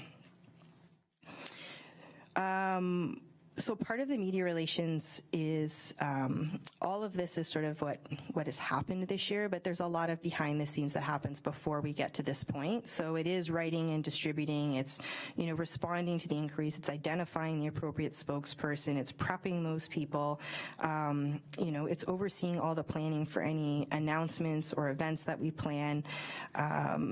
It is also monitoring all of our news outlets to ensure that any messaging about the town of Lincoln is correct and factual, and if not, making sure that those are corrected. So this slide's really busy and it's intentional. I wanted to demonstrate to you this is just third quarter of 2017 and just 2 media outlets. This is the amount of headlines the town of Lincoln has had. So I think often I know myself, I don't think about what's the total type of coverage, because I think about it per issue. Okay, what was the pickup? What was the result? Was the information clear? Was it understandable? Did it have impact? So, it's important when we look at things like this that we see that we are getting a breadth of coverage, and it's not just, okay, what's going on, it's public policy decisions, input needed, it's new services, it's highlighting programs, and it's acknowledging funding that we're receiving. So we're getting a variety of different coverage, which is really important. So these stats were in the report. This is just a little bit of in a visual manner, but what I wanted to talk about with both Facebook and Twitter insights or data is that think back to a year ago. We kindly had, I think, Councillor Regina and Foster, who were overseeing the Facebook account and doing it, as they could with events, and there wasn't really anyone dedicated to it or responding if they couldn't. So, we transferred that over about early January last year. So it's pretty much been 1 year that we've had the communications function overseeing it. So we have seen huge increase in engagement on that platform, which is really positive. We're not only seeing people in person coming and doing transactions in town, we're doing it over Facebook as well. And it's something as simple as, people are asking about what we're doing. They want clarification on projects. They might not be happy with what we're doing, but that's important to hear as well, because they're just as important as the people who are really happy. So it's then how can we help resolve that issue or make it better? So when I look at these are numbers, but what I look at them is to tell me how does that help me inform my job? So around Facebook specifically, what I look at is, okay, this year we have majority of our engagement is 35 plus. That's quite normal for government or municipal engagement. However, for me, that's now saying this year, how do I engage an audience that's from the 18 to 35? Why are we not getting as much engagement from that group? What do we need to be doing to engage those people? majority of followers and fans are women. How do we engage more men online? The great thing is we're getting online engagement consistently from 8 till 9 p.m. So that's a really great thing for us, meaning that we don't need to target a certain point in the day, but maybe we will now when we think about the 18 to 35. Is there a time in the day where maybe the activity is better? So doing some research around that and what are those trends that are happening for all subject areas, not just government.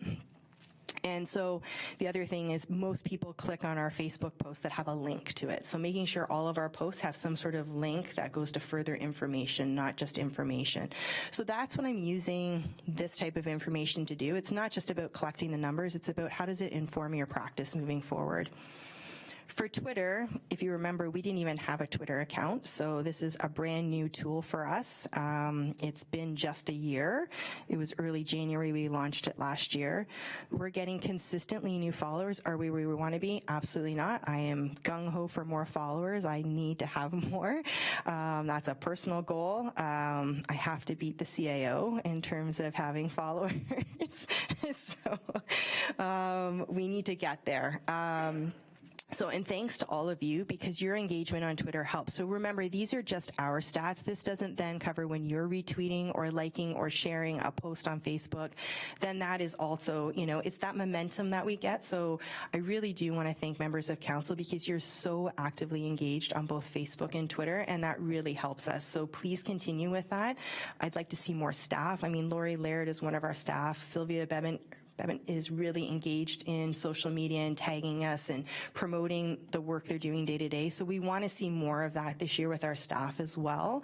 When they're out doing work, grab a picture, send it out, tag us, right? So those are the things that we'll be working on as we see. We do have a really high engagement rate with Twitter. Even though we only have 660 followers, the people who are involved with us, what these stats tell us, are highly engaged. So it's very high industry standard to have a 3% engagement rate. It's usually 0.8 to about 1.8% is a typical engagement, especially around government. So I'm super happy with that, and hopefully we can continue that momentum and just keep building on this tool. So keeping our community informed. We've used a number of approaches this year to reach our residents.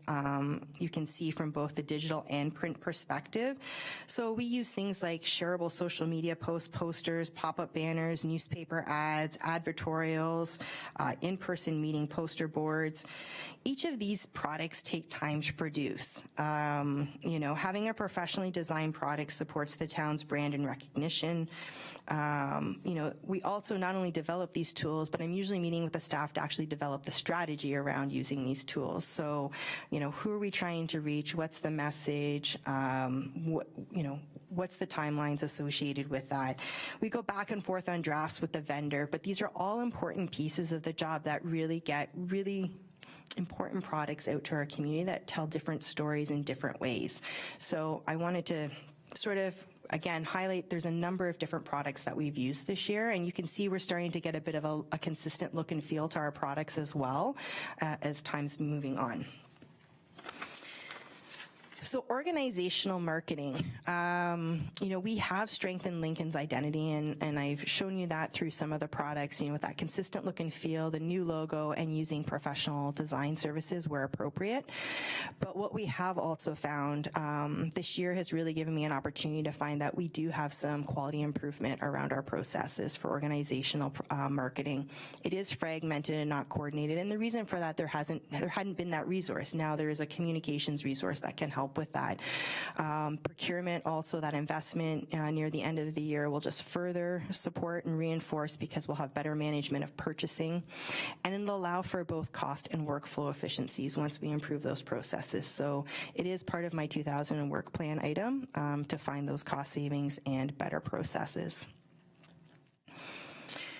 So supporting our departments. As I mentioned earlier in the previous slide, it is a large portion of my job. That's what communications does.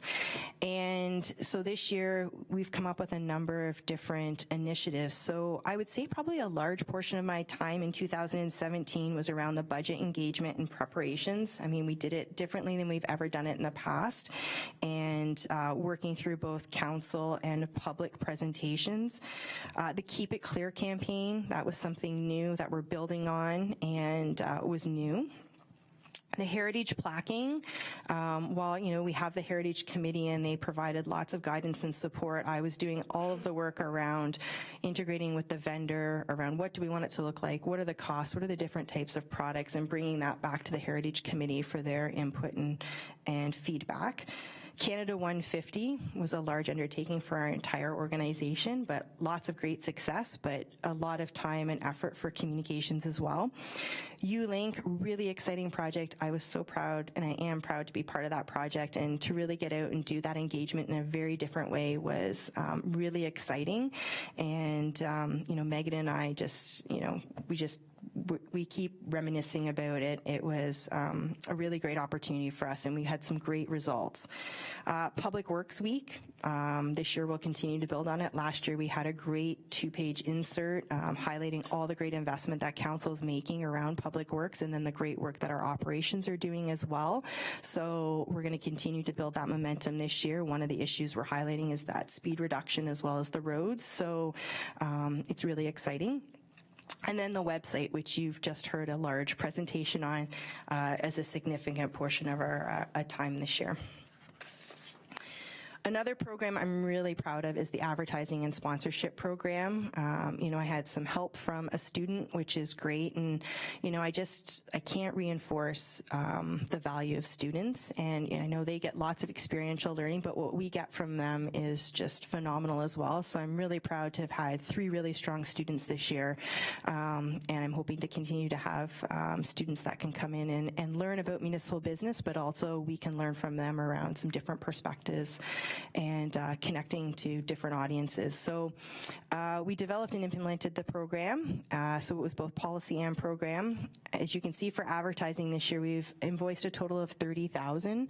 So we're pretty excited with that. That's, you know, for launching it really, you know, third quarter, was good. And there's 19 businesses that have invested to date, but I just this week already dealing with 3 more businesses that want to do advertising. So it's really exciting. The most often sought out product so far is rink boards. So I'm trying to really help people find other alternative because we're going to run out of rink board space. Ice decals, washroom stalls, wall displays, signs, and our Zambonis now all 3 because the new one has arrived. Are being wrapped, and they've also been taken, so which is good. And all this revenue is going back to the recreational programs, which I think is so important. And when businesses hear that, they think it's, you know, they feel really valued in being part of that in our community and supporting our rec programs. A lot of them have kids that play or take part in our programs, so they're really happy to be part of it. Sponsorship, you know, we had some great initiatives this year that were almost cost neutral. So we had some events, tree lighting, the homecoming, and beautification. One of the 2018 work plan items that I'll share with you is building out the sponsorship program a lot more. We'll be building a package just like the advertising package. The other thing about advertising is we will be moving to our sports park, so the dugouts and backstops. That package will be going out very shortly. So hopefully we'll get some pickup with that as well. And again, that revenue going back to the recreational programs. So moving ahead, that was the year behind, and now we're into 2018. I've been able to really get what I say my feet wet and get a good feel for the type of business here, where our priorities are, and how we need to move forward. So strategically, one of my first things right now is the council report card for you. So looking at the 4 years of success and the future focus, all the accomplishments, and our major projects. So we'll have something to bring forward to you very shortly. The vision, mission, and values rollout we'll be looking at. Hopefully by the end of first quarter it will be completed. The community project profiles. So this is what I talked a little bit about earlier, but it's not just on the website, but other ways of highlighting the really big projects. So I think about Procage and Prudhome's and the museum and the Jordan EA as we, plans, things, as things move forward, we need to do better at highlighting those to the community and really telling people where we're at and all the great work that's happening. We'll be looking at additional proactive media relations and the establishment of some communication metrics. Now that I've had a year and we're building foundation, I can actually now, and not just metrics, but outcomes. I can actually look at now what are some of those key pieces that we need to be measuring that can help inform communications practices or channels or tools or just the business that we do. The foundational pieces, so again, really important to strengthening our brand, is the visual identity standards implementation. So it's cost neutral and it's a soft rollout. We've revised all stationery, promotional and marketing. We have consistent fleet and signage. The signage will revise because we have the RFP out for the gateway, and then the Parks Master Plan will really inform that. But right now, consistently, if we need signs, we have a look and feel, but we'll be changing that as we move forward with all of those elements that come in. The writing guide I spoke to earlier, creative services support. So I need to look at how do we best manage creative services, graphic design. It's my biggest need. In terms of support, so looking at vendor of record, that way it's reducing time on quotes, it's set pricing, it'll be very helpful. So we'll be moving to that. And then we do need a few more communications policies that we don't yet have in place. Wes and I were just chatting today even around phone, usage of phone numbers, which I know sounds bizarre, but these are important things to have in place, so it's part of our brand. Digital communications, thank you to council because I had in the budget and the IT budget for an e-newsletter. So we'll be looking at that, the plan and implementation. The increase to YouTube subscribers, that's one of my work plan items as well, because that's where we're now hosting all council and committee meeting updates. So an important piece for the community to stay engaged with what's happening here if they can't physically be here. Continue to increase social media and the associated metrics, spoke to that earlier. And then the quality assurance and improvement on the website to continue to meet the needs. Quality improvement initiatives. So I talked a little earlier about the coordinating purchasing of marketing material, that creative services vendor of record. We have a new advertising process, which I'm excited about as well, because I think there's going to be some cost savings as well as it's going to heighten our awareness out in the community. So staff have been really open to that process change, and the vendors have been really open to it as well.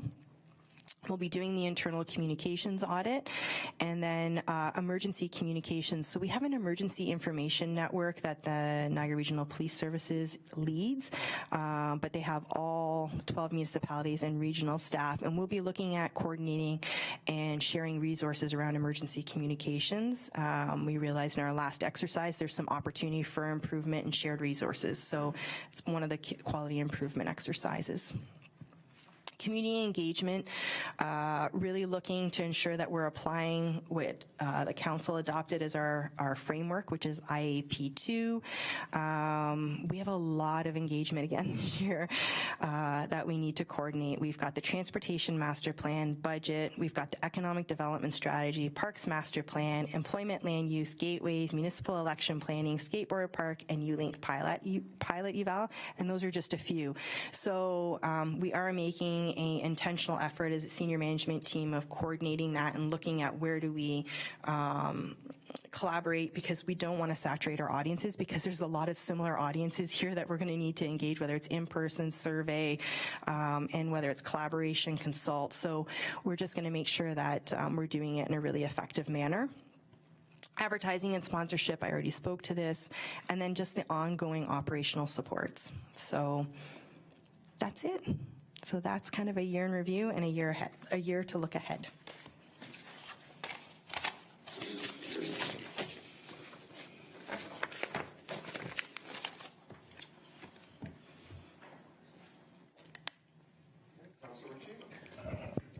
Thank you, Chair Pachariva. So I thank you, Carrie, for that, a lot of information. It's great. I know, like, communications is, it's a tough thing to value or to measure the value of it. I see the value of it.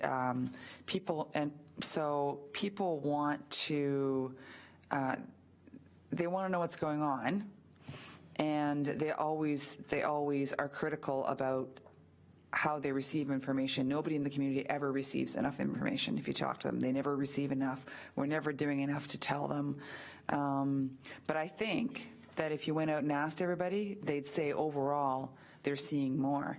So what are we hearing back from people? What kind of feedback are we hearing back from people? Are they saying, yeah, I'm hearing more, thank you?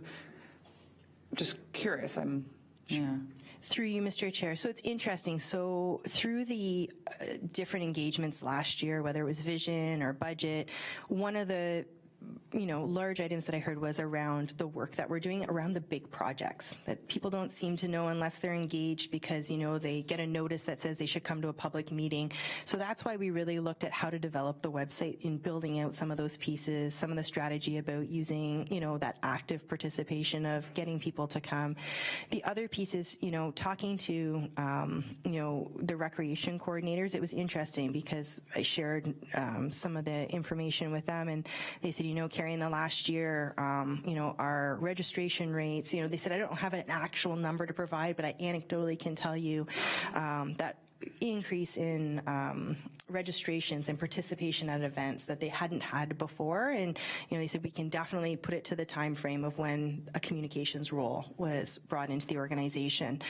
And, we'll never make everybody happy. But we need to. So, the communication rule is that 10, 80, 10. So 10 people always buy into everything you're doing and really appreciate it. 80% are always on the fence, and then 10% will never like what you're doing and never be satisfied. So my focus is always on that 80%. So we have to use multiple communications methods. So, it is using digital. We're still hearing large in our community, the print. I know there's a cost to print, but it's an important investment. I feel very strongly about here in Lincoln. We heard that over and over from people that, the newspaper, the community newspaper is a large source of information for our residents of all ages, not just those that we might typically think, rely on print, but so is the digital. So we just have to make sure we're using multiple, but anecdotally, we're hearing better things, better collaboration, opportunity to share messaging is what I've been hearing so far. But we do hear criticisms, but then we use that and, okay, well, where can we get better, and where do we, what do we use that in terms of improving the tools we have? It's a tough one. So my other question is, through you, Mr. Chair, if you don't mind, a little bit selfish, but it's an election year, so it's going to be nice in the long run to be able to show people all the work that was done this term, and is there a way to do it sort of comprehensively in one sort of document, and not just for selfish purposes, but also to let people know what value that they're receiving for everything that's happened this year. So is there going to be a way, and I have heard discussion about this, but how much money that was brought in, right? We know part of that is communications, advocacy, but also the projects and just kind of everything that's been achieved this term. Through you, Mr. Chair, absolutely. I mean, it's important that, regardless of an election year, it's important that we have somewhere where we're showing comprehensively, organization-wide, community-wide, the great work we're doing. And so I actually just met today with our CAO and provided that outline of what that should look like in terms of what I'd recommend around the future focus, the corporate projects, all of the funding, and highlighting. So we're hoping to have a draft to you relatively soon that you can see and provide comment on, to ensure that as a council, not necessarily as an election tool, but as a council, whether that meets your needs in terms of the information. But I think it's absolutely important that we highlight all of this in a really you started out with the future focus as a, overall document, a strategy. So we need to also close that loop. And what did that look like? And what have we done? And what's all this great work? And to be honest, there's a ton of work outside of the future focus document that has been done that needs to be captured. So that was the conversation we're having today. How do we integrate all that together? But yeah, there's a lot of really great things that have been done. So we will have a tool for you. Yeah, I saw somewhere that there's $2 million in grant money that came in, and I think, Sandra, you sent that out, but that's huge. That's huge, so thanks.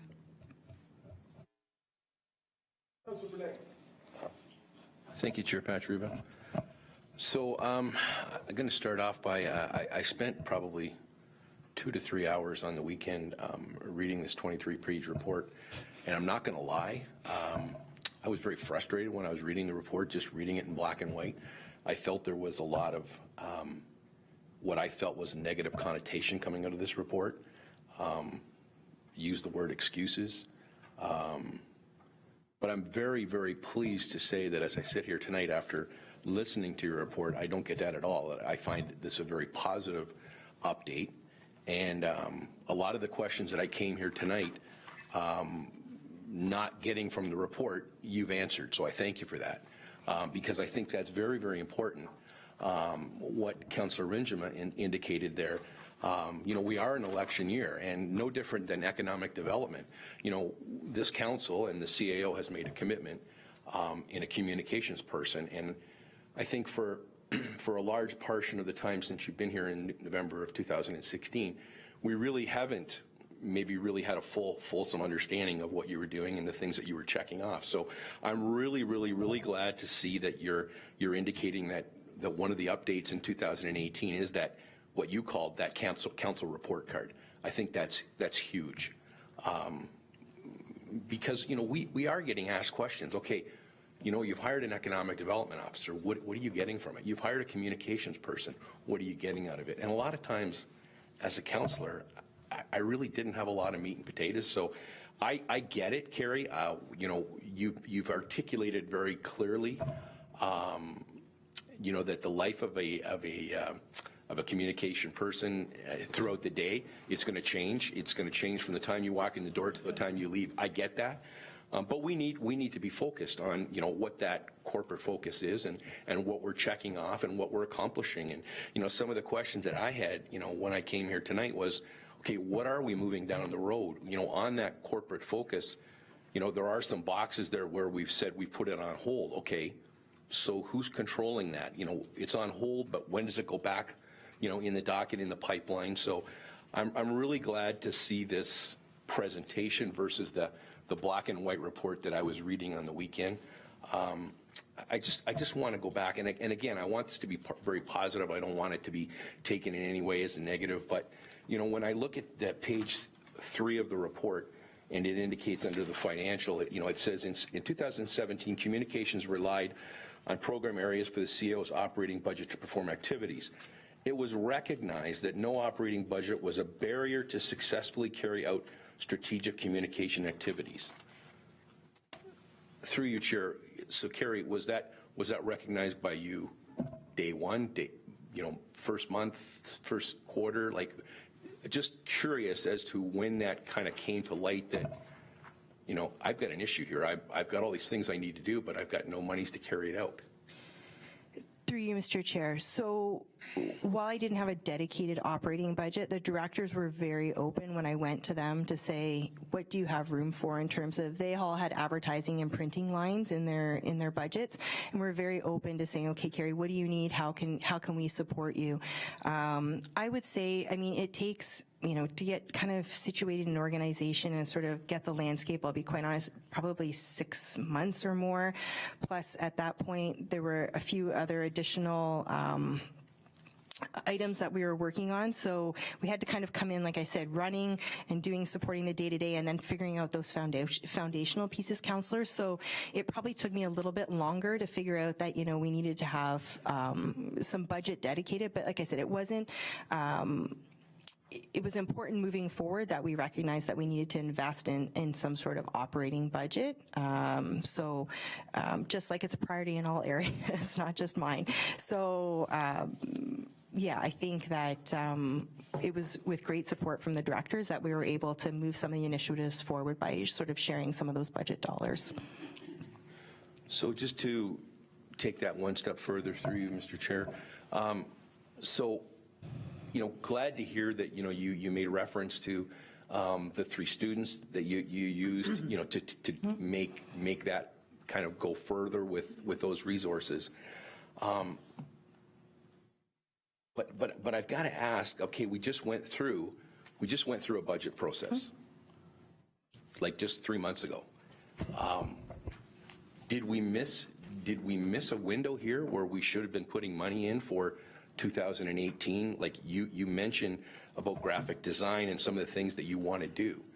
Like, did we miss an opportunity? Because I kind of, in the report, again, I'm not getting that from your presentation, but in the report, I kind of felt that, you know, what you were trying to say to us, that 2018 was going to be an update year and almost a year of treading water until we got to 2019 where the money would come. So through you, Mr. Chair, like, I just got to ask the question, as a council, you know, we just went through that budget process. Did we miss that window? Did we miss that opportunity? Or are we okay? Through you, Mr. Chair. So I think it's two-pronged. I don't think we missed an opportunity. I think what I was trying to say in the report is that so on a number of issues, we still have opportunity to find cost savings. So those cost savings, they'll come back to the communication budget to be redirected to other things. So I think there's opportunity. So I want to be able to use some of those quality improvement pieces this year, Councillor, to identify areas where we can save money that I could reallocate to some of those other things. So creative services is one of those in terms of looking at how can I shift some of the money that we might be able to better use into design. So I think, again, as we build the foundational pieces, I'm able to see where we can better use that. But I really don't think we missed an opportunity. What I think I was trying to say was that just like everyone else in the organization, we're going to need to continue to invest, but we have to prioritize. I mean, we had a really intentional conversation around senior management about, you know, where do we need to focus this year's budget? And so we all made compromises in terms of how to best do that. So I don't think we've missed an opportunity. I want this year to sort of look at where can I find cost efficiencies to redirect versus asking for more money up front this year in the budget. I felt there's a due diligence I needed to still do. Thank you. So my last point through you, Mr. Chair, is, you know, I'm really glad to see this here now as we start a new year. I look forward to getting that update and those checks and balances and that council report card from you as we move forward. I mean, the numbers don't lie. I mean, if you look at, you know, what you're getting in terms of, like you said, the Twitter account, the followers, you know, the engagement, the things that we did with some ward meetings and the public meetings, your work on ULink and all those other areas where you kind of stepped out maybe outside your actual role in terms of Canada 150. You know, we recognize that you were pulled in different directions, but I really look forward to a focused approach as we come into this year and that update from you, and keep up the good work. Thank you, Councillor. Thank you, Mr. Chairman. Not a question, Kerry, but just a comment. And thank you very much for what you presented to us tonight. Sometimes I think that when we go to work every day and go through the daily routine, and sometimes not so routine, if we stop and take a look back, when we do that, it can be very surprising and very overwhelming on exactly what has been accomplished in that period of time. And as you highlighted in your presentation about the many examples of the work that you've done throughout the year, I just wanted to put a personal note in here and a personal thank you for the work that you did in how you helped raise the profile of the heritage issues in town over the last year, with the work that you did with the committee and the plaque designs, the wording of some of the plaques, and the information booklet as well that was done. Those were all great achievements, and I thank you very much for that. Thank you.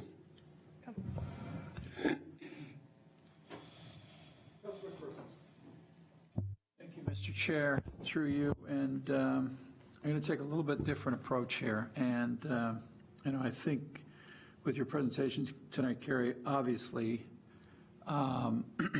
you're doing a lot of stuff. There's a lot going on. And I wonder if there's too much going on. I really wonder if, you know, what you laid out there isn't a communications department, not a communications person.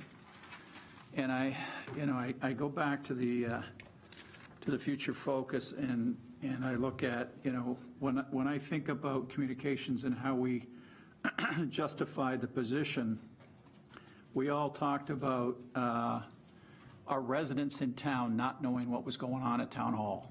That was one of the items that we identified in our future focus. And we also talked about a communication, what we perceived as a communication problem in some of the way we were communicating with our residents.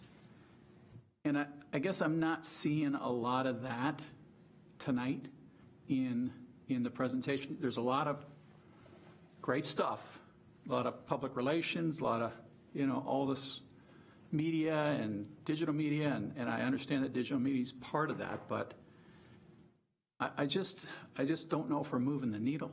I really, and I understand that, it takes time. But I wonder if we're not providing a clear focus for you in here's what we need to do.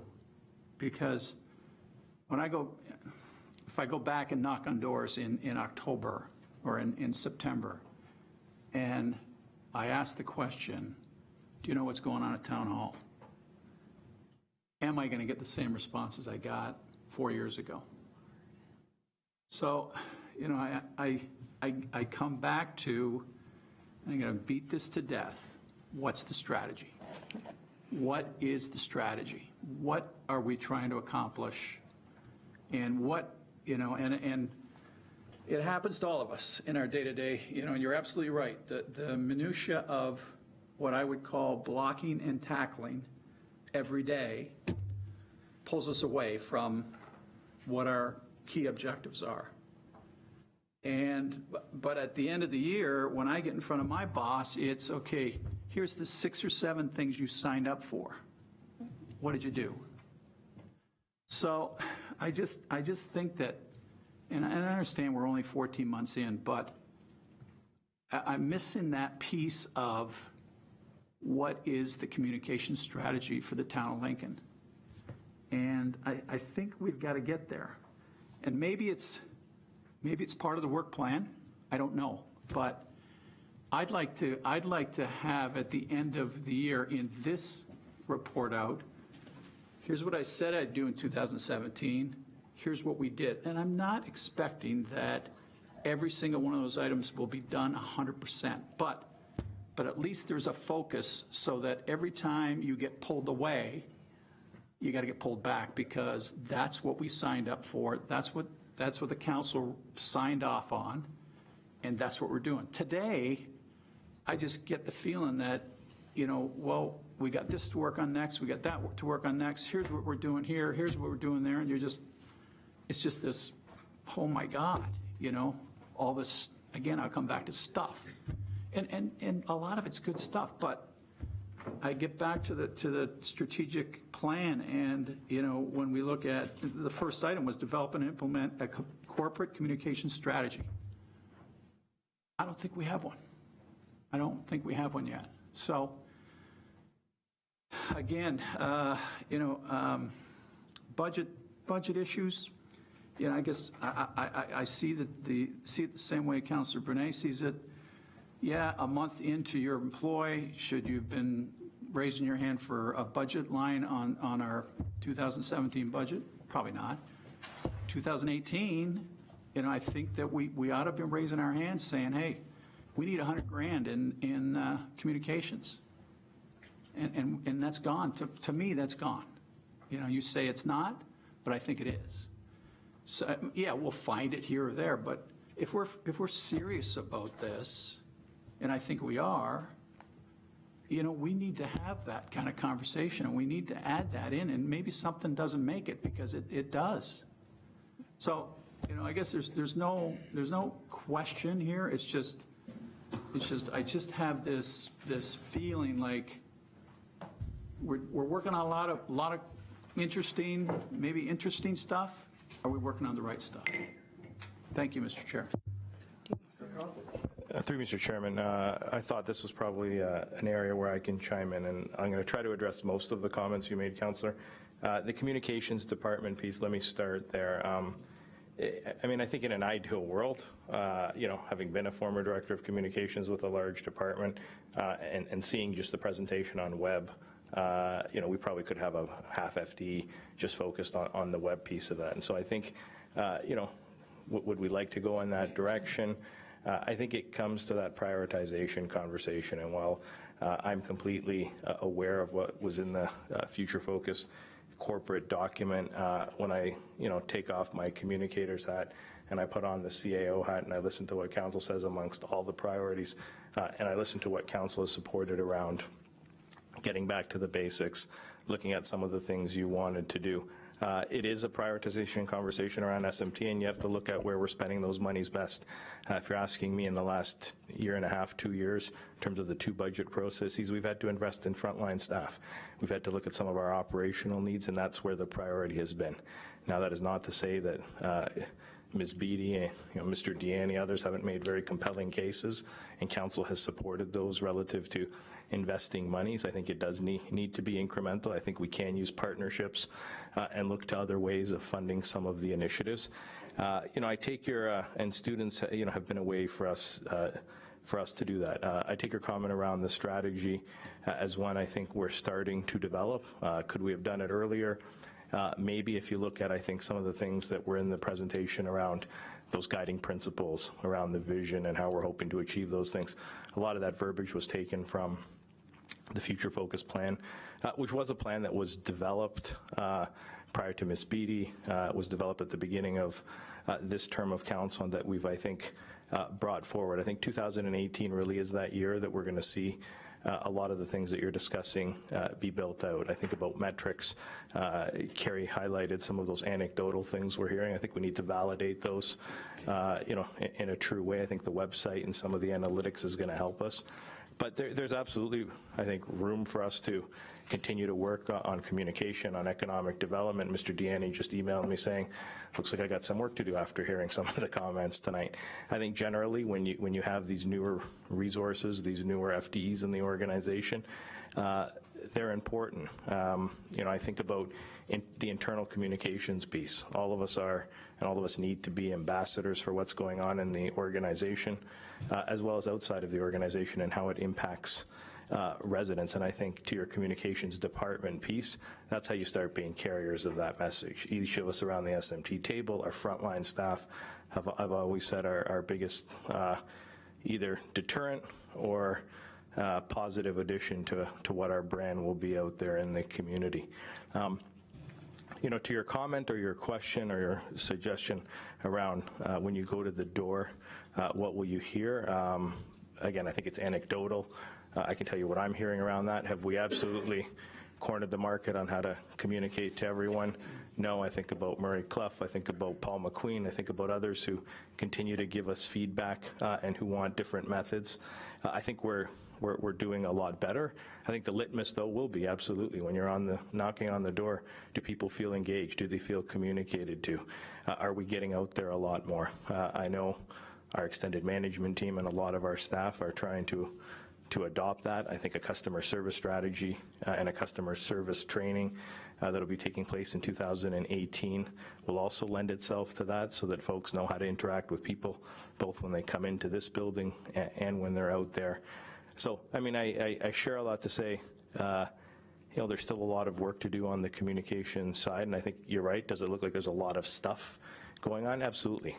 We are, I think, going at warp speed. There's no member sitting behind you or at SMT that would tell you we're not trying to accomplish a lot. We're playing catch up. But I can tell you based on what I'm hearing, and again, I don't necessarily take that all for what it is. Some people, tell me what I want to hear maybe out there instead of what actually is going on. But I hear, definitely a positive vibe around engagement and around communication. Now, do they like everything we're sharing? Maybe not. They have questions for us. It's that two-way communication piece that I think is going to be more important. So not just what are we pushing out, but how are we actually engaging in true decision-making and hearing from people. So that's my, I think, lengthy, drawn-out way of trying to answer some of those comments, Councillor. Sorry. Go ahead, Kerry. Sorry, through you, Mr. Chair, just to build on some of the CAO comments. So I think, Councillor, just a couple of things. We are dealing with behavior change, and as you said, it does take time. So we're working in a community. I've been a lifelong resident here. We haven't typically received information from the town actively, regularly, timely. So now that we have, and we have to get people used to that and know that they can build trust and credibility and know that we're going to share that information, that we're open, we're transparent, but it is behavior change. It will take time for some residents. I think the other piece is we are municipal government. Not everybody is interested in what we do. It is a topic, right? So people have their own interests. So we'll do our best to make sure we've got the information out there. I think if you asked any of the directors, I always have a strategic hat on. I'm probably the annoying person around the table that's always thinking from a strategic perspective. And so while you mentioned that, you know, there's stuff happening, those pieces are all part of the strategy. So it might not be built into a document, and we can certainly do that if that helps visualize it better. But all of the things we're talking about, when you talk about visual identity standards, you know, it's important. You have to have some of these foundational pieces in place in order to help build that recognition in the community. It's, you know, it's part of who we are. And then you've got also, though, you've got various communication channels that you have to manage, monitor, share information regularly with. That those are all strategic items that are part of your strategy. They can't be done in isolation. So like I said, there's the foundational, there's the strategic, and there's the day-to-day operations. That would all be part of an overall communication strategy. You can't remove or replace one of them. They all have to be happening. So there is focus. It's just you have to be working on all those elements because the communication strategy is comprehensive. So I just wanted to sort of go back to that while it might not be in a document, what we are doing is identifying what are those strategic areas where we need to see improvement and implementing whatever that support is that needs to happen. Through you, Mr. Chair. So I'm not going to agree with all that. You know, it's, and I guess that you know, a good strategic plan absolutely has all those elements. Not necessarily to be all done in 1 year. You know, you got to remember we're on a timeline here. We're on a very, very tight timeline, and we've got to produce in that timeline. So, you know, to have, you know, if you go back to, I think it was your first slide, and you had all the elements of a communication strategy, and I agree with all those elements. You've got to have them, but, you know, we've got one carry, you know, and we can't, you know, it's a resource that has a limited number of hours in it. So, you know, what is the key for this council when we brought this investment on? Same with this investment. What is key to this council? And key to the council, to me, is the future focus. And what have we accomplished in that?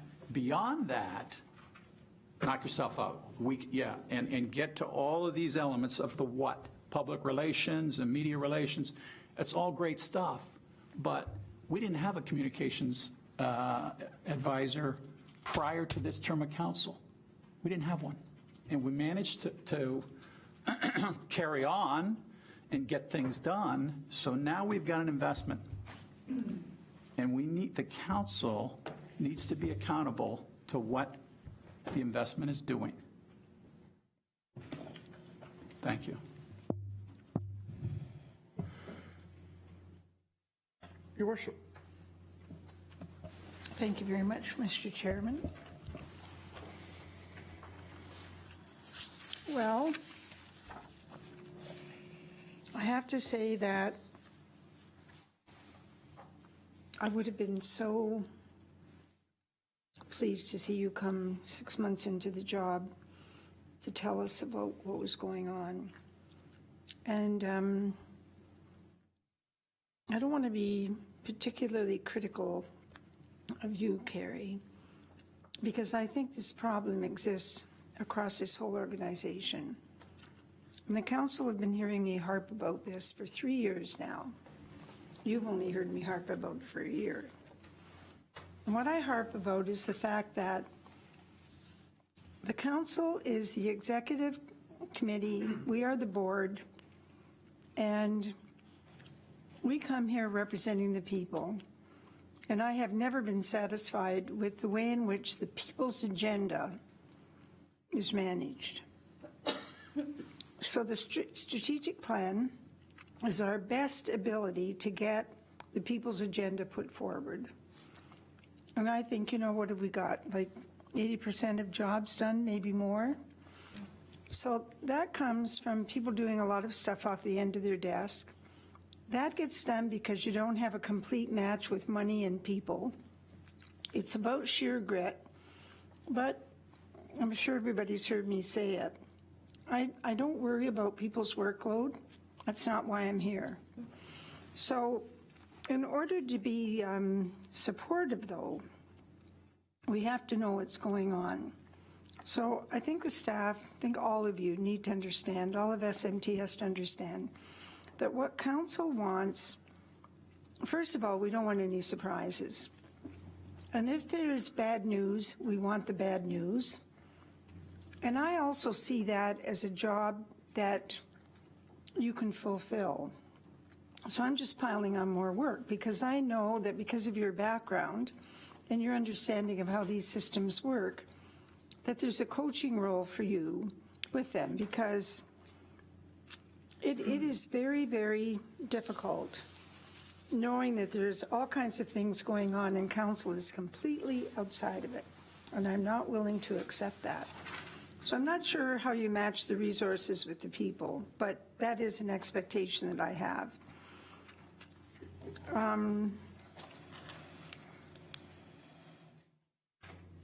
I think that, I mean, I don't have arguments with the report per se, but I have difficulty with implementation issues.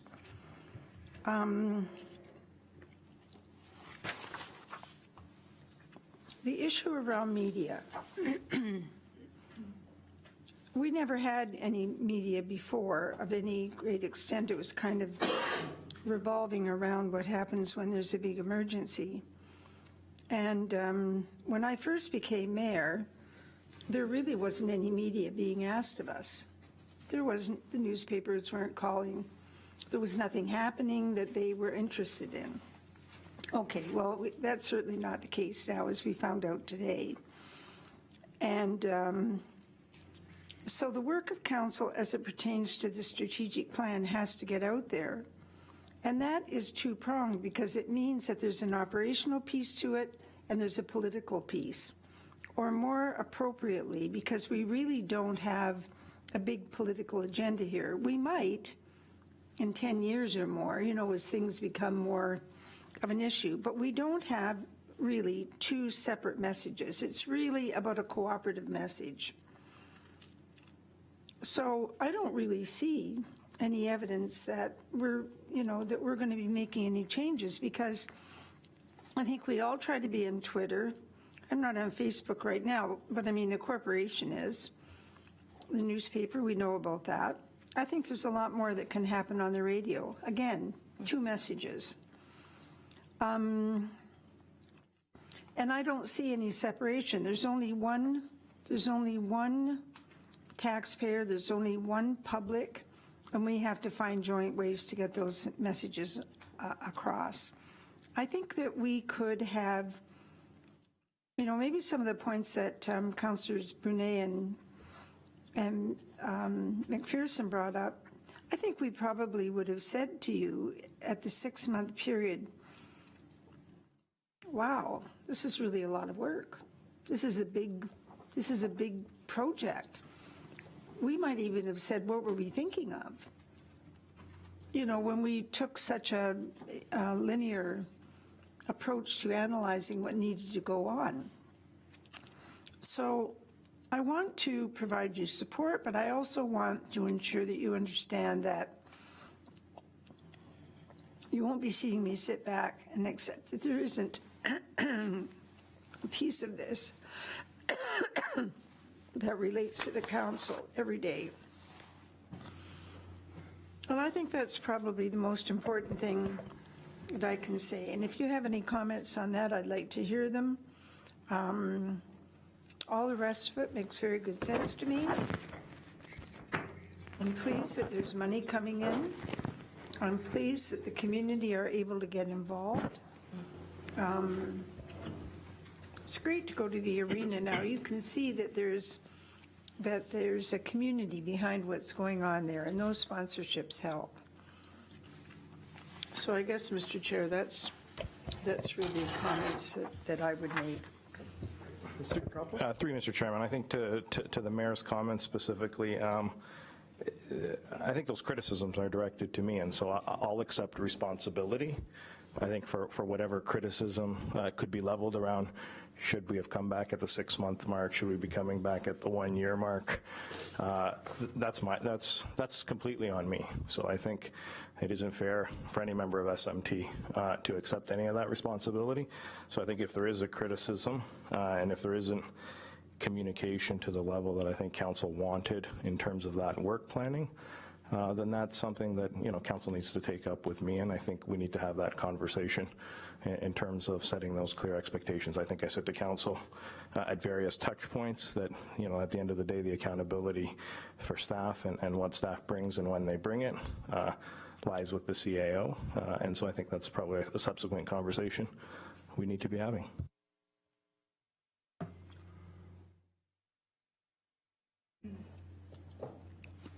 Councillor Timmers. I'm not quite sure how to follow any of this at this point. When I read this report, I was very impressed. I do agree it's a lot of work. I think you've accomplished a lot in the past year. And like Councillor McMillan, I appreciate your work and your help on the Heritage Committee, the ULink, all of those great positive things that you could be really proud of. I see communication in the town as multifaceted. I see it as a huge movement. It's not just something we want to improve communication. We can't improve communication in a day or a week or a year. We haven't had communication in our town for generations, in my opinion. And we've never had a communications advisor before. And reading this report was really great because it really gave me the scope of what you do and why you're here. But I think it's going to take longer than what we think because it is a cultural problem out there. It's not going to happen overnight. And I see the inroads, I see the changes. And it's through all of these, through this work that we're reaching the community and we're making positive change. We're embracing them, we're engaging them. And to engage them takes a lot of different ways, through social media, through, you know, all the different ways that you've got listed in your report. And I feel it's a work in progress. And it's groundbreaking because we've never done it before. And I do hear a lot of positives. I don't know, maybe I'm moving in different circles, but I hear a lot of positives out there from people that say to me, I've never felt so engaged before, or I like the work that they're doing at the town, and you know, they'll mention certain things, you know, that have happened in the past year. And so I'm feeling really positive where this is going. And I do think it's going to take some time. Like we've got to work at it for more than a year. Like I think it's going to take another term of council to really get communication where we want it to be. And it's been lacking for so many years. It's not something that we can just do. It is huge. And so anyway, I appreciate this report, and I thank you for all that you've done. And I think you're doing a fabulous job. So, and I do think the tide is turning out there. Just my opinion, but that's what I think. Councillor Thompson. Thank you, Mr. Chair. I'm actually glad to be able to speak after Councillor Timmers. I was starting to feel pretty negative about the whole conversation, to be honest with you. And I will be the first one to sit here and tell you that in 2017, when not yet CAO Kokopoulos was sitting in the back row, and I was suggesting that we drop the funding for the comms position to $40,000, I had lost my mind. So I'll own that one. I think even going into this, even with all the experience that our CIO has in the comms world and the experience that Ms. Beattie brings to the table, I think we didn't have a clue how many gaps there were, how many holes there were in how we were relating to the public and how we were interacting with our constituents and the media and like all of these different components that, you know, we sat here and went, oh, comms, okay, right? I mean, I don't do it for a living. I have no clue other than what we're, you know, being educated by our staff on. I think all of these little pieces, I mean, I understand where Ms. Beattie comes from. Like it's like juggling 12 plates at once because there's all these things that are related to that strategic focus that we have as a council that have to get done in a sequential order in order for things to be a complete piece at the end of the day. And you've got to put the fires out at the same time. So, you know, yes, maybe we missed an opportunity of sorts to add more funding, to give more resources to this particular spot. You know, I would certainly encourage, if that is, you know, necessary, then we need as a council, if this is what we want to do, we need to put our money where our mouth is and make those investments. I just think that we're light years ahead of where we were. Coming from last term's council, from how we communicated with the public at that point, and the sort of, I'm going to say, more closed communication that occurred from this particular building and from the staff in this building. I'm really pleased with where things are going. I know it's not completed. I know there's lots of work to do, and I'm going to be supportive of whatever we need to do to make it happen, to fulfill those goals that we have in our strategic plan. So anyway, that's my rant for this evening. Councilor Thompson. Councilor McMillan. Thank you very much. Now for my rant, or it must be a Ward 4 thing. If you think about the future focus and the election year that we're in right now, if you believe that the future focus is based on electioneering information and the answers you get to questions or the questions you get when you were at the door doing your electioneering, if you think you're going to get the same kind of questions this year, I don't think so.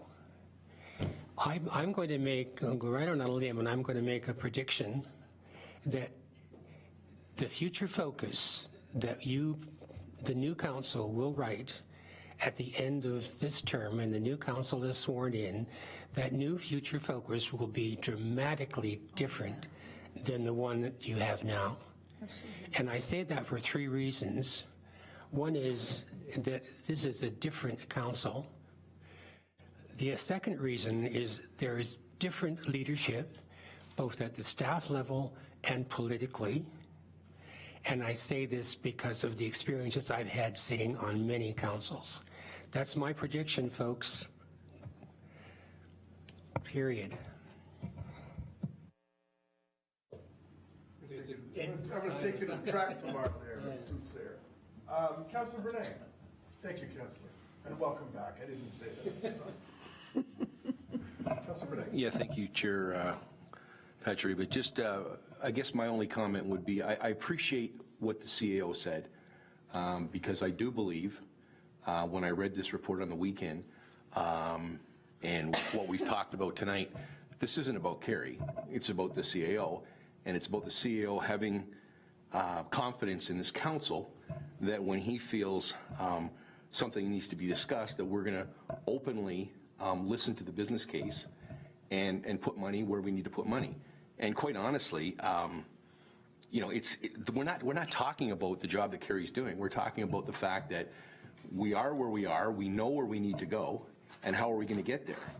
And, when I look at, again, the question that I asked Carrie, did we miss a window of opportunity 3 months ago when we were a business in the budget? And, I look at the page 13 in our budget binder for the Office of the Chief Administrative Officer, and we show that, we're going to have a budget change of $85,000 in wages. And, the CAO has continued to tell us that that's going to be a lot of minimum wage and our areas out there. I put notes in when we talked about this page, and the increase in where we were looking for the budget in 2018, and I penciled in the discussions that came out of that discussion during the budget process, trade missions and economic development. And honest to God, to this day, I don't know where we came up with the money for going to Holland or going to Vietnam and China. That's not a discussion for tonight, but it seems to me that there's pockets of money that we have access to, but we're not talking about it when we should be talking about it. So I really appreciate the fact that, Mike, that you said what you said, that this isn't about SMT, it's about the CAO and the relationship with this council. And I really think that is the conversation that we should be having, not where we are with Carrie and what's not being done. Like I said earlier, when you had an opportunity to get in front of that mic, I felt 500 times better than I did on the weekend reading this report in black and white. But it's still about checks and balances. It's about doing the best that we can do with the money we have allocated. And if we don't have enough money, we've got to have that candid conversation to get that money to get to where we want to be. I think that was the comment I was making. And I don't like the fact that we're talking about negative connotation versus, the fact that we're all doing great. I think we all agree. We all know we're not naive to realize that we didn't have a communications person prior to November of 2016. That's the reality. But where are we going to go with this, and where are we going to be, as Councillor McMillan said, where are we going to be in the next term of council? It's not going to be the same future focus. That's 100%. That's 100%. So I really appreciate the fact that, Mike, you said what you said. I really appreciate that. Through you, Mr. Chairman, and I'm going to say I appreciate your comments now, Councillor. And I think, to Ms. Beatty's point about, did we have enough money, don't we have enough money, and so forth. I think what we tried to do this year, we heard loud and clear as part of this budget process, looking for efficiencies, trying to bring things together. When we looked at communications and should there be budget and shouldn't there be in the realm of everything else, I think one of the things we tried to do this year is take from each of the departments the monies they were spending and determine, when those monies were put together, were we able to find some efficiencies and produce some of the things we wanted to produce. So I completely agree with you, Councillor. Could we have come and said, let's add 20,000, let's add 40,000? Sure, but I don't think that would have been based in anything other than, intuition and maybe what we had been spending. So I think what we tried to do this year as an SMT to say, okay, community services, public works, you're spending X, but you're procuring those things kind of 2,000 here, 5,000 here. If we had an agency of record, for instance, around creative, and I know that's something Carrie's looking to do, would we be able to actually stay within that current budget and determine that? So I think, fair point as it relates to the comment within the report. But I think that's the approach we took. And, I think, as I said to this council, both in camera and out of camera, I will share with you an abundance of information. I think I came in, with that metaphor around opening the kimono, so to speak, figuratively, and wanting to share as much information as possible, probably more than you want to hear on any given points. But again, I go back to, if there's a criticism around timing of reports, that falls to me. So we'll get better and we'll learn from that. Thank you, Mr. Kirkopolis. And before I call the question, I just got a couple comments too, as we come full circle here, and Councilor McMillan, you touched on it. I was worried you were going to steal my thunder, but you didn't. But when we wrote that future focus 3 years ago, neither Mr. Kirkopolis or Ms. Beatty were at the table. This was a completely different group, and if my recollection serves me right, and my wife always stands to correct me, but I think our big thing around communication and the strategy was the issues we were having when people came into town hall and they were faced with a stone wall and they didn't know where to go, or they got answers that weren't answers at all, and we said, you know what? I would like to say a word here, but I can't. We need to do better. And we need to do better by a lot. And I think we did that. And out of that came the communication strategy. You know, how do we give information? Our again, I want to say another word, but I'm going to bite my our website was horrific. We gotta, it's a better word. There's more, it's a better word I have, David, but I can't use it within the chamber. But you know what? Tonight we saw a vision of something that's going to come. And I think it's going to answer a lot of the questions. So communication strategy, how we relate with the public, how we relate with the public here within the confines of the building, how we relate with the various media outlets, and having, you know, been a part of that world with booking, advertising, and booking media, and working with creative services, and having to do things by yourself, and then actually, you know, if you do an event and you promote it and then people don't come, and then they say, well, you didn't promote it in the right spot, so then you hit those right spots and you promote, and then, well, you promoted too much and you should have been here. So I think, you know, you saw those things on where we are. A lot of them, we weren't even touching. Facebook, Twitter, maybe you know, Instagram is a way that we can engage that youth, get some interaction, things like that. But you know what? I think we're kind of talking out of both sides of our mouth tonight, too. I admire you coming to us and saying, I'm going to look for efficiencies. I mean, being the chair of finance and admin, I mean, that's that thing that I keep talking about come budget time. Let's look internally first. Let's find the cost savings and let's relate those. I admire both of you for not coming to us and saying, council, you know what? We need $75,000 to be able to do this. But we're going to look internally. Okay, each one of the departments has budgets. How do we print things? How do we do things? Are we getting the message out? Maybe we weren't. So we're finding efficiencies there. And then when the plan is flushed out now, as we come through, and then you can come and say, and I think we'll be receptive. You know what? Maybe that 100,000 I needed, or 75. I don't need that. I found 50. And that knowing around that table that we need to do this and we need to do that, then that's where we need to spend, and that's where the future focus comes. So, and again, to Councillor Bernays' point, and having had the opportunity to sit with you, Carrie, on Friday and go over this, you know, and talking to some of the councillors in the weekend, I said, you know what, the presentation will answer a lot of the questions, because the written word is hard, and how do you take stats and how do you make them you know, come alive? And I think you've done that tonight. And are we there? By no means no. But Councillor Timmers, we're a hell of a lot farther away where we started. We were at ground zero. Where it was the thing where community groups were coming to us and we would stonewall them and we wouldn't talk to them. And through the leadership of our SMT, we've developed those relationships. We've broken down those barriers. We've taken down the barbed wire.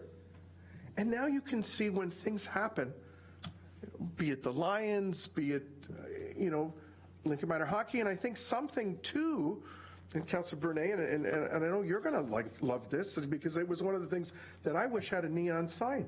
I mean, one of the linchpins of that brand new Fleming Center was an overhead score clock. Well, due to the work of Carrie and probably others around the table, that's going to become a reality.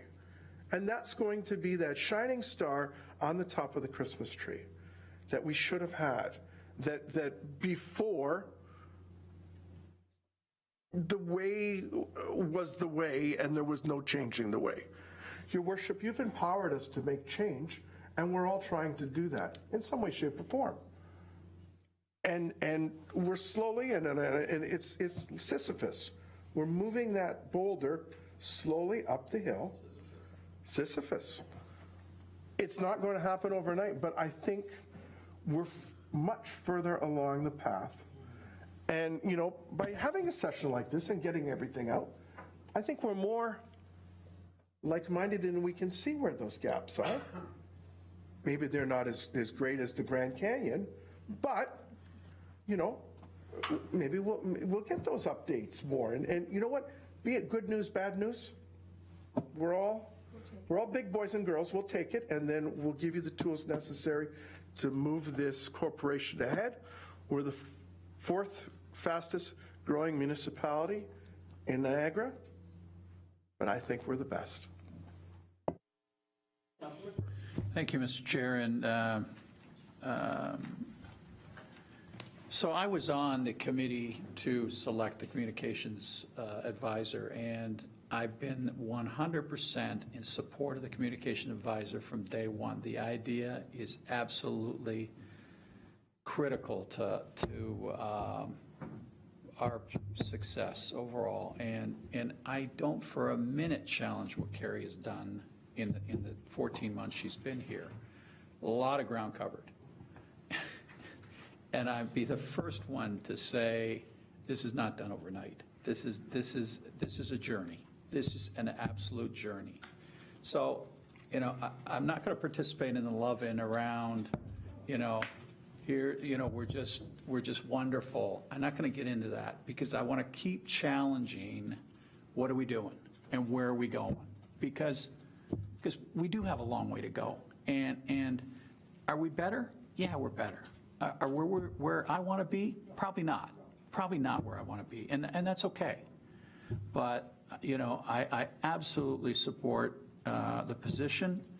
And I just want to make sure that we are all in line with what is the position doing? Where are we going? Not so much where we've been, more where are we going? And if there is a work plan, I'd like to see that.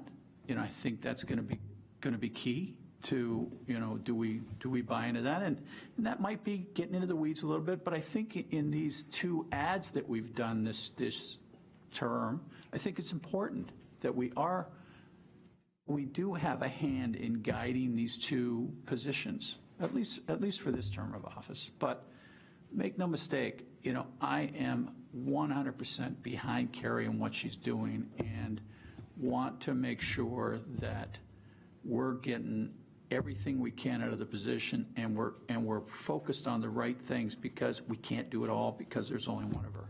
Thank you. Councillor, excellent, because it goes back to the budget talk when you raised those issues, and you're a strategic thinker, you're black and white, and you like to see that as a comparison, much like, okay, what did we do? What do we still have to do?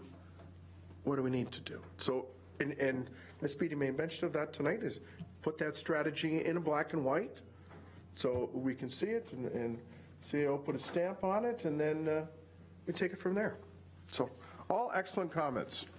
So, I've got a motion moved by Councillor Thompson, seconded by Councillor Brunet, that report AD 1801, a year in review, Town of Lincoln Communications Update, be received as information. All those in favor?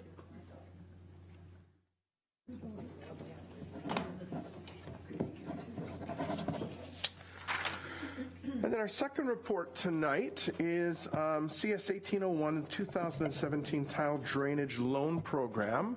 From that report, it's housekeeping report. We've increased the amount. There was no uptakes last year. It's a provincial program that we just help administer. So are there any questions from committee members with respect to this report? Councillor Thompson. I just wanted to thank staff for the detailed information that was put forward in this to help explain and help us to understand exactly what the deal is with it. So thank you, because it's probably more information than I've ever seen on it. Thank you. So we've got a motion moved by Councillor Thompson, seconded by Councillor Brunet, that report CS 1801 regarding the 2018 tile drainage loan program be received, and that council confirm its intention to participate in the tile drainage loan program for the 2018 calendar year with a maximum municipal aggregate borrowing limit of $125,000, and with the appropriate bylaws being presented to council if required upon confirmation of program funding by the province of Ontario. All those in favor? And that is carried. Councillor inquiries. I have one. And I'm sorry, but Can I call a point of order if you're in the weeds? you can. I didn't call it on you earlier, but so be it, yes. I give, just with respect to communication, and one of our issues was, so we talked about digitally communicating, we talked about communicating, internally, all the signage. As part of our 2017 budget, we were going to look at adopting the region's signage package, and I think this was going to come to Mr. Deanne. Now, whether it was tied in with the gateway stuff, I don't know, but, the fact of using their mastheads with, library and things like that, and then, from that, the larger discussion about tourism directional signage can come, but just wondering when we might see that, or when. Through you, Mr. Chairman, let me follow up with Mr. Bruder, as that program and the Gateway Signage Program, I think, have been integrated, and he's taking the lead on that. So let me follow up with that. Thank you. Councilor Thompson. I just have a small inquiry with regards to communicating who we are and where we are, and the fact that the lights on the lousy sign at the QEW interchange, you can't see our sign. So when you're coming into Lincoln, you don't know you're in Lincoln. You think you're in somewhere that's very dark. And West Lincoln, maybe? I don't know. I would like some darn lights that actually light up. I would just like some lights that show the sign and communicate to people, guess what, you've arrived in Lincoln on the QEW. And I didn't get anywhere a long time ago with. Well, and it's funny you say that, because we had talked about, and maybe not the fact that the lights weren't lit up, but I drove on Thursday to Kingsville and back. So driving along the 401, and you see the signs, Brockville and back. well, so you've experienced this. Every city has a tagline, progressive by nature, but we just have Town of Lincoln. And I said to Mr. Kokopoulos on Friday, what about Center for Excellence in Agriculture? What about something like that, like who we are? Let's tell people who we are, just Town of Lincoln, or the one at Prudham's, or not at Prudham's, at Charles Daly Park just says Lincoln. Maybe we could start with seeing the signs. Okay, then yeah. Through you, Mr. Chairman, I think to stay core to Councillor Thompson's inquiry around the lighting, I can definitely follow up on that. I think in an effort to decrease the municipality's carbon footprint, it was decided to go with solar-powered lights, and so I think that often presents a challenge when they are, but we can definitely follow up. I know exactly what you're talking about and what the issue is, so. Okay. Any notices of motion? Any announcements? Closed session. We adjourned. Thank you very much.